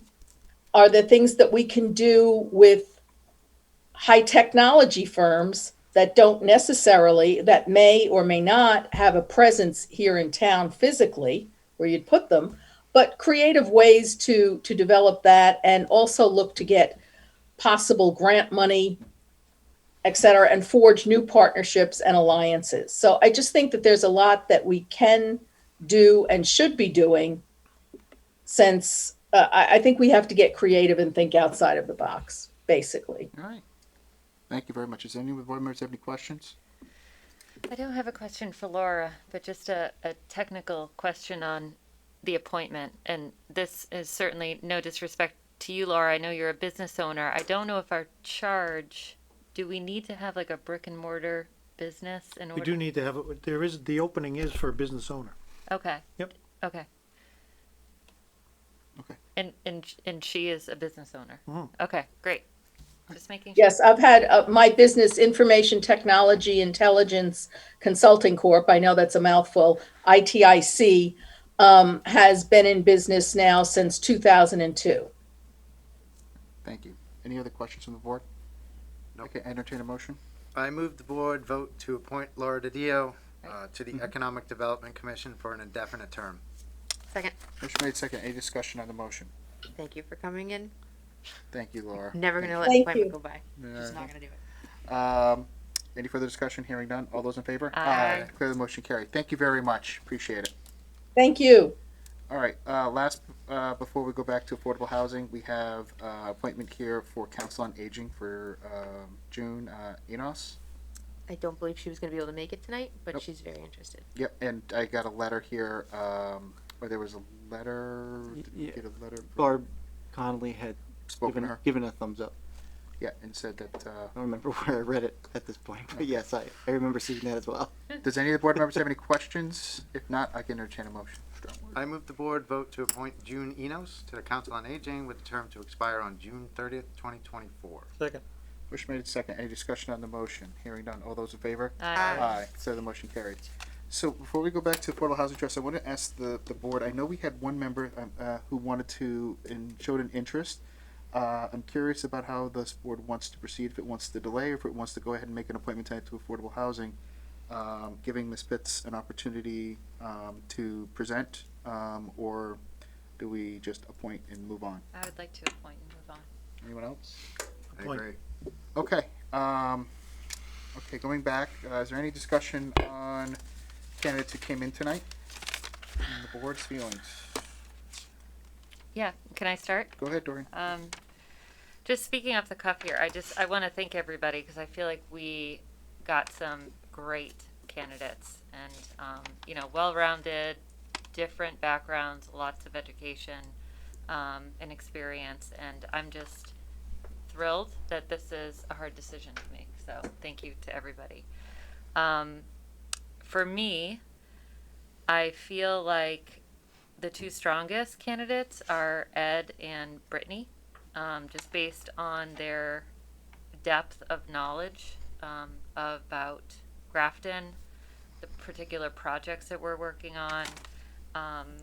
Brittany spoke about mixed use and market rate, and has worked with several other communities. Her architectural experience, her targeted approach, I really liked her and what she had to say. And obviously Ed has also has a wealth of experience on the Affordable Housing Trust, as well as serving on other committees. I think him as a civil litigations lawyer is a great addition to the Affordable Housing Trust. I think I like his approach as far as like trying to, what he was speaking about, trying to find balance and educating people. And I liked his ideas about community forums as well in that discussion. So I'm not going to throw a name out there, but to me, and I'd like to hear from all of my colleagues, like I feel like those two are, I would be comfortable with either of them on the trust. I'll echo everything Doreen just said, that we had a lot of strong candidates, and I will throw a name out there. I think Ed Frisbee would be excellent for this role. He's served on it before, but not for an extended period of time where he's been taking up a seat from somebody else having a turn. And he is the sole reason that the Affordable Housing Trust even has a project right now. It was his citizens' petition that made it possible. So I think it would be excellent to allow him to continue the great work he's been doing for Grafton on the Affordable Housing Trust. Matt? So from my standpoint, Ed's definitely the strongest candidate. I also think Brittany was really strong. I liked her ideas about architecture, but I think on balance, Ed just brings the best skill set for what's needed right now. I also thought too that Ava had a really good skill set in terms of her real estate and development, the banking aspect, and the fact that she had been involved in some of the projects. So I'd feel comfortable with any of them, and I'm so pleased that we have so many great candidates. But I think Ed's the strongest for me. Right? Oh, I'll speak now. I'm asking you to speak No, now. I know, I'm just kidding. I didn't say anything during any of the interviews. No, you know what? The housing trust is going to be a very difficult job in the next 3 to 4 years, and I think that we need all the experience that we can get, and I think Ed's the guy. I would just like to comment too, in addition to Brittany and Ed's experience and what they brought, I do want to acknowledge Bridget McClements's role as well. Yes. I mean, if there isn't someone else better to, not to sell the idea of the concept, but to also dispel a lot of the misconceptions of affordable housing and what does that mean to communities, but also to tell her story. That was very compelling to me. But I would agree that out of all of them tonight, and I know Mr. Prisby's experience with affordable housing, I know while he was on the board, I learned more about affordable housing in the past year and a half with Mr. Prisby than I've ever had, even though my father had served on it for 10 years or so since it started. But, and your passion for it, Ed, I mean, is second to none. I mean, personally, I don't think you had to really answer any of the questions. I thought your statement was just said enough. And I would like to, to the point that there's a lot of talent out here that was really coming to us tonight, waited, took their time. I thought we did a really thorough job listening. I do want to thank all of the members who showed an interest tonight. There could be future openings. You never know. Please, I would ask that, depending upon how this board votes tonight, to continue advocating and wanting to volunteer for these positions, because, I mean, any one of them, I think, could, fulfill the role. But I just do want to call out Bridget's experience, just as something that I think that board also needs too. But I think that time is going to come. I think there's going to be forums in education, and there's going to be meetings that are going to have to be held. And, the leadership that is going to be required to facilitate those meetings is going to be paramount on the success of Affordable Housing Commission. So Well said. I would agree that Mr. Prisby would be my top candidate to fulfill the role. I don't know. At this point, I'll entertain a motion from the board. Mr. Chairman, I move that the board vote to appoint Ed Prisby to the Affordable Housing Trust for a term to expire June 20th, 2024. Second. Motion made and second. Any discussion on the motion? Thank you for coming out. Just not gonna do it. No, Not gonna do it. Any further discussion? Hearing none. All those in favor? Aye. All those opposed? Declare the motion carried unanimous. Thank you very much for everyone for coming out. Thanks, Ed, for your interest in wanting to serve back on the committee. Thanks. Yep. All right. Given the hour here, we don't have any appointments for town administrator. Can we hold off on the new business to maybe the 17th? Absolutely. Can we hold off on any select board reports, town Yeah. administrator reports, or correspondence? Yeah. Great. I wanted to take one thing here. Mr. Spinney has been here for quite some time. I do want to have just a few minutes and discuss 60 Depot Street. Thanks for waiting, Mr. Spinney. Do you want to come up and just, Well, he's walking up. Can I ask a quick question? in an abridged way, give us a... I wrote a letter, so you should have everything Yeah. in there. I agree. Yeah. Is that time sensitive though? Should we wait? I haven't passed over that part. Oh, okay. I just want to get to that one. Yep. Just briefly, I did submit a letter, Bruce Spinney, 71 Potter Hill Road. In my capacity as chairman of the trust, I was given the assignment to look at several different town-owned properties, small and large alike. So I did a fairly thorough job of the parcels that were deemed mine to go over. I spent a little time on 60 Depot Street trying to find ways to work it, so to speak, to get it redeveloped. 3-decker or something with the habitat of humanity, things of that nature. I used all the town resources that were available and at my disposal. Everybody was great and very helpful. I also went to some of the contractors and some of the developers who actually looked at the parcels over the past 3 or 4 years to see what their concerns and what their pitfalls were. So to get a little real world experience with it, of course you can go on the site. It was taken in title a couple of years ago. It's been abandoned for some time. It's an eyesore. So in the process of doing what I was doing on behalf of the trust, I wanted to do on behalf of the neighborhood and the town at large anyways. So I do have some familiarity with demoing buildings. I just demoed one on a property I own just up the street. So the numbers in there I think are fairly dead on.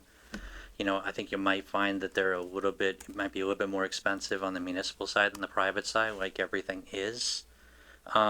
I just think if it's in our capacity as a town to take care of these situations as they come up, most of the time I've found that you just don't know about them, and that's why they balloon into a problem later on, like Snow Road and the drainage issue there. We got that 10 years after what we should have done with it. That would have been $100,000 fix instead of a multi-$100,000 fix.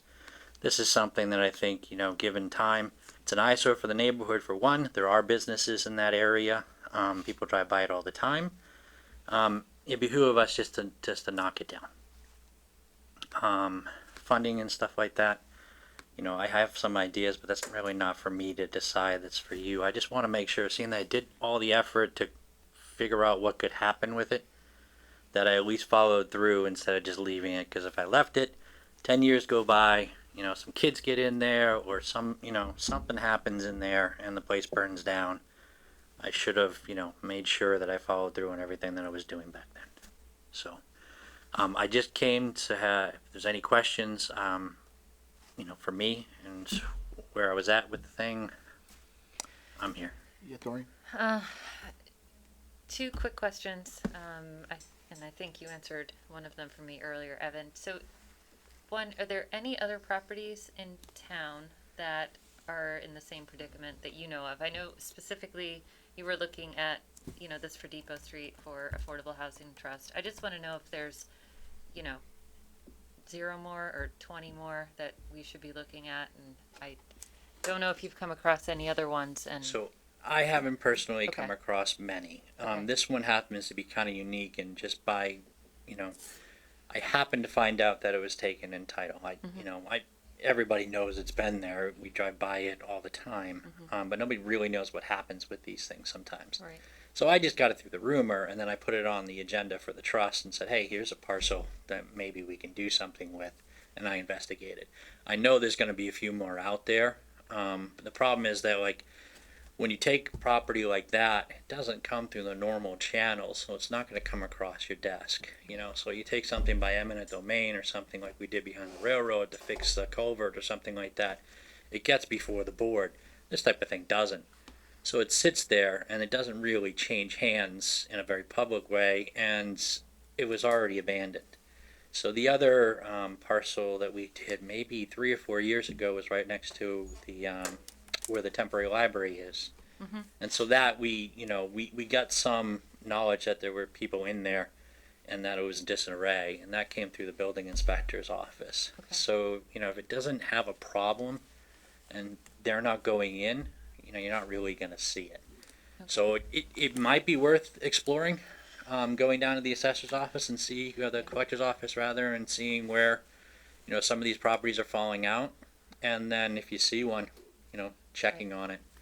A lot of times the struggle is to get the things developed and things of that nature. So if somebody picks it up, very cheaply, it sits abandoned for a long time until you figure out what to do with it.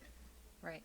So then my second quick question is just the process is the board has the authority to approve the demolition. The funds would likely have to go through town meeting. Yes or no. Yes There's or different no? ways to do it. It's government. Yeah. Yes and no. Okay. There are ways to do it where the building inspector actually orders it demolished, and then you have to act expediently to remove the attractive nuisance from the community, and that's one way that you can do that quicker. Or we can just put it in a capital plan or put it on a warrant article and just say we want to use 50 grand of free cash, knock this building down. That's what we're doing on Adams Road, right? Yeah, it's very similar to what we're doing with the dairy barn on Adams Road. So there are definitely ways and strategies to do that. Really, just how we choose to go about it. But I did go to the property. I actually did not know that Mr. Spinney was involved in looking at it. It came across my desk, and I was kind of working in parallel until I saw the email. So, but I agree. It's a total demo. It's not available for receivership. It's got a shared septic, or a partially shared septic, because it looks like it was discontinued from the other property, and there's not much reuse for that. I mean, it's boarded up, it's safe for the time being, but that really doesn't matter. If you walk it, you find evidence that people tried to get in. Oh yeah. The copper's probably been stolen out of there years and years ago. I just did a property right next to Brook Meadow that had burned down 15 years ago. I acquired it and knocked it down, and I did it the day after I got it because I know people were getting in there. Everything was shattered out, the wood was coming off, and people were just slipping in, and it's the nature of things. It's fine. Any other questions from the board?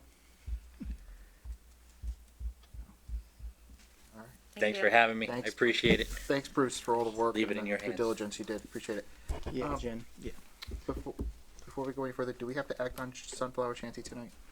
I believe you do, but you also have Jen from Recreation to talk recreation policies. Is it possible we can move that to the 17th, or does she need to have something done on that tonight? Hi, Jen. It's super late, and I don't know if this is going to go much later, but I want to give you an opportunity if you want to wait till the 17th. Radio.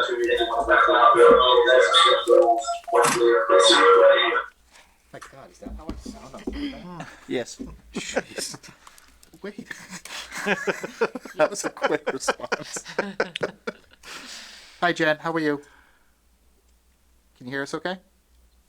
Hi guys. Yeah. No, you made the call. I mean, I get it. So it's debated how long I was sticking around. A long summer for me and a long week already. It should be quick and painless, but whatever you guys wanna, I can give you the Majority brief. board says let's stay calm and carry on. All right. Stay calm and carry on. There we go. So you have two policies in front of you. Basically, one for the town, for the the property naming policy came to light because someone reached out to us wanting to donate money so they could rename the softball field at Ferry Street.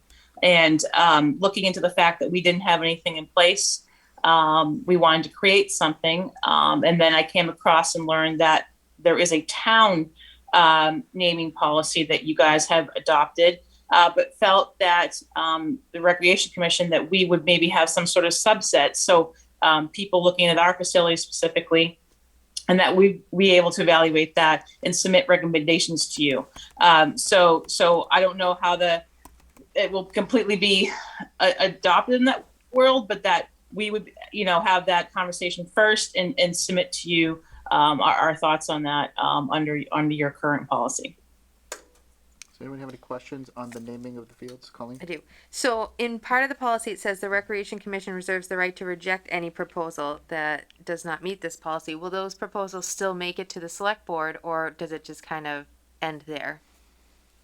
Well, I think that would be something that would have to be, if you guys wanted to change that. I basically had originally looked at a good dozen policies, whether they're local to Worcester or bigger from another state, adopting that to begin with, and then learning that there was a town policy. And so we even had that horrible discussion of whether you needed to be dead or alive. And so, and then learning the town's policy, it was that you had to be passed. So we just adopted that. So if it's something that still needs that we need, looking at it now saying to reject it when it's really still your call, but that we just wanted to have the ability to review something and be able to have some say before it went right to you when it was stuff that was managed by us. So Jen, I had a question on this exact same phrase, and the way that I read that in the context of the policy was that if somebody didn't use the process that's prescribed in the policy to make the request, that you would basically ask them to go through the process as it's described in the request. So if you didn't get the information that you asked for, you would just request them to then provide that information and work through the process. I didn't see it as a stopping of the request altogether. And on that basis, after looking at it again, I felt comfortable with, they're just saying we reserve the right to ask them to follow the process in the policy. That's all. Which is fine. I just want to make sure any requests do bubble up to us. Absolutely. Yeah. Yep. Yeah, we should know why something was rejected, or we should also know why it should be accepted. I totally agree. Yeah. Any other questions? Yeah, I think no matter what, that the Recreation Commission would be able to submit their input to you, as to what their feelings were on anything that came across them. Makes sense. Okay. And so I know it's still a discussion portion of it. So the other policy, if you want me to comment on that, basically there's that portion involved too for people who want to use our fields and facilities. But there's a lot that's going on kind of behind the scenes, verbally, that's just been understood. And I just felt like, we've put a lot of money recently into replacing locks and different facility maintenance issues, and felt this would help things make a little more accountable, a little more enforceable, because it just hasn't been in writing. So there was just adding some more level of detail to what that agreement would entail to what existed. Any questions from the board? Yeah, I mean, Ray? yeah, I just have a problem with a word that it should be, in my opinion, should be changed. The Recreation Commission would like to request that the Select Board rely on the Recreation Commission for input and recommendation, and I think that should be changed to consult with, not rely on. So it's just, could be just rely has a lot more to it than consult with. I was going to suggest request. Select Board requests the Recreation for input on a recommendation. That's fine too, Colleen. Yeah. Yep. But I had that there too, right? Yep. Any other questions or comments from the board? I think that seems reasonable. Jen, do you feel there'd be any objection to the wording change? I don't see why that would be a Okay. be an issue. But if it needs to come back to the commission, that's easy enough. I just None did- of it, like I said, it was time sensitive, but I did have a few months ago. Basically, it started with, like I said, someone looking to try to name in honor of someone of the softball field. So I know they would like some answers, but it's not, I think, by any means, extremely time sensitive. Okay. No, but we could approve it with the amendment. Either one of these, it was Yeah. just it's more of a formality and cleaning things up. So So will you take a motion on that? I mean, there's nothing really substantially changing on that first policy. So I would, with the committee's permission, I would entertain a motion then. All right, so I move the board vote to approve the amended policy entitled Naming Town-Owned Property as presented and amended Fields. during discussion. We're just Second. naming fields. You're saying property, so you mean to tell me recreation's gonna name the municipal center? I'm just saying that it should be for fields and facilities. It's an amendment to a existing policy is what I understood. Okay, I don't know, the policy's name's not even on the that's what I'm policy. getting at, So- and I just want to be specific on the motion. So Jen, what's the actual name of the policy? which I don't know if I don't think there's an actual, my understanding tonight was just discussion because you'd be revisiting again in September. But if we adopt it tonight, great, but I don't know how it is, if it's a sub policy from what that town that's already exists, or if it's its own, I don't know that part, so if Evan or something, I don't Does can this speak on become a that. but- select board policy, or is this a recreation policy? No, it becomes ours because we sign off on We that. sign off Okay, on it. so it's- They're submitting information, so I'm curious if I would reject the motion, if I could get the rescinding of the second, and just have it parks under the management and control of the Grafton Recreation and Recreation Department. That's what we need to So- approve. If you say just property, that's very broad and vague, and I don't want someone to read into it. Okay. Sure, Before we no, do that- that, before okay.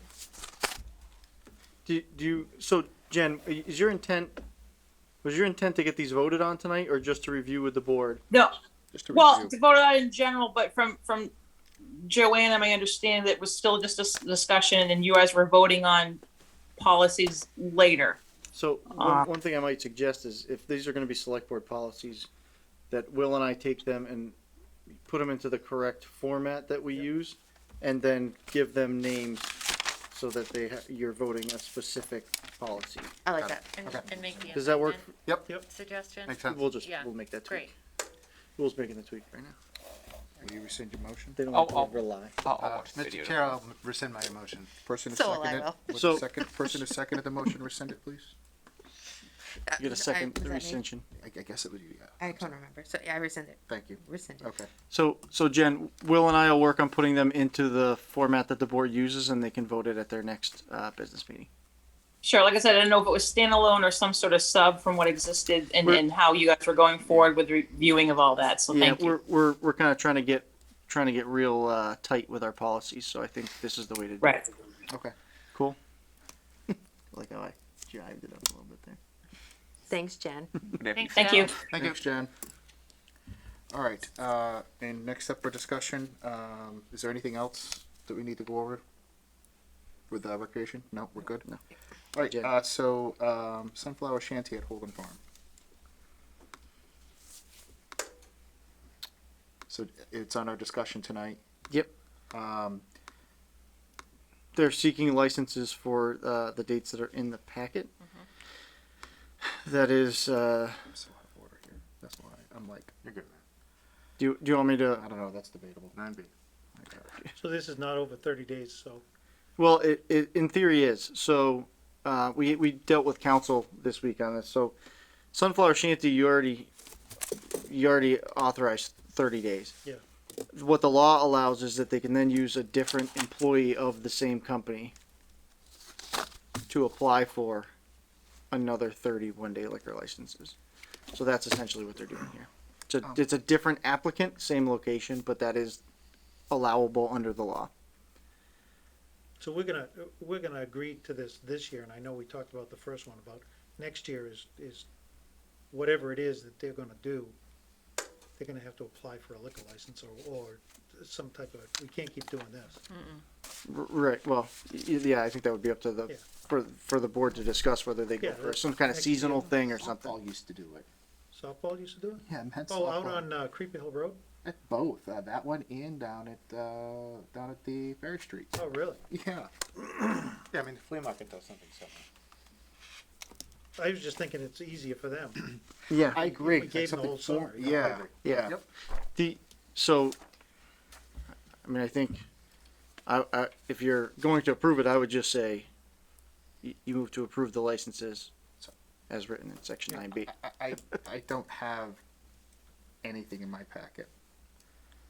Section, so it's under 9B. B, You have a slightly older version, I think, which just added today. Sunflower Shanty at Holden Farm. Do you want me to read it out loud? No. Okay. Do you want me to give you mine? No, I'll pull it up. I'm sorry. It's okay, we'll wait. Yeah, no problem. Darn right. It's only 10. There is 20, one 5. correspondence I wanted to talk over about, and I know you skipped over that. Can I go back while we wait? We're skipping over correspondence. Oh, there's one that's important. It's I a just public said, safety I issue. just said we would skip over it, and everyone said fine. Go ahead, Colleen. The Savers Bank overgrowth. Did you guys? It's already done. That's all I cared about. Thank you. See? All right, does someone want to You're read able in the to- dates and take a motion? I don't, You want me to read it and you can just say so moved? Yeah. unless someone's got it in front of them. I do, but go ahead. Okay, Yeah. they are seeking licenses for 811, 813, 814, 815, 818, 820, 821, 822, 825, 827, 828, 829. Those are Wednesdays, Fridays, Saturdays, and Sundays. As well as 9-1, 9-3, 9-4, 9-5, 9-8, 9-10, 9-11, 9-12, 9-15, 9-17, 9-18, 9-19, 9-22, 9-24, 9-25, 9-26, 9-29, Wednesday, Friday, Saturdays, and Sundays.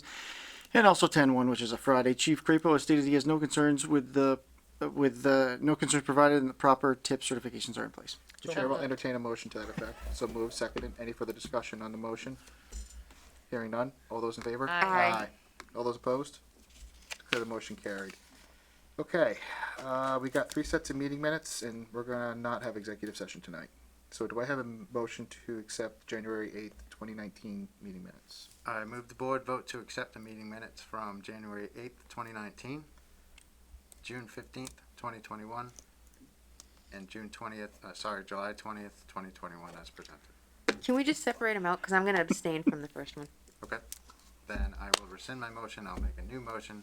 I move the board vote to accept the meeting minutes from January 8th, 2019. Second.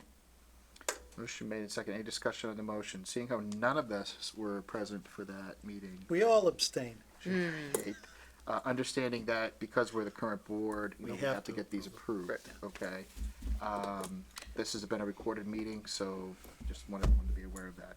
Any further discussion on the January 8th, 2019 meeting minutes? Hearing none? All those in favor? Aye. Aye. All those opposed? Abstain. All those abstaining? Yep. I declare the motion carried 4-0-1. Can I have a motion for the June 15th and July 20th, 2021 meeting minutes? I move the board vote to accept the meeting minutes from June 15th, 2021 and July 20th, 2021 as presented. Second. Motion made and second. Any discussion on the motion of the meeting minutes? Hearing none. All those in favor? Aye. Aye. Declare the motion carried. Thank you very much. We don't have a need to go into executive session. We will hold off on that until the 17th, and I can entertain a motion to adjourn. So moved. Second.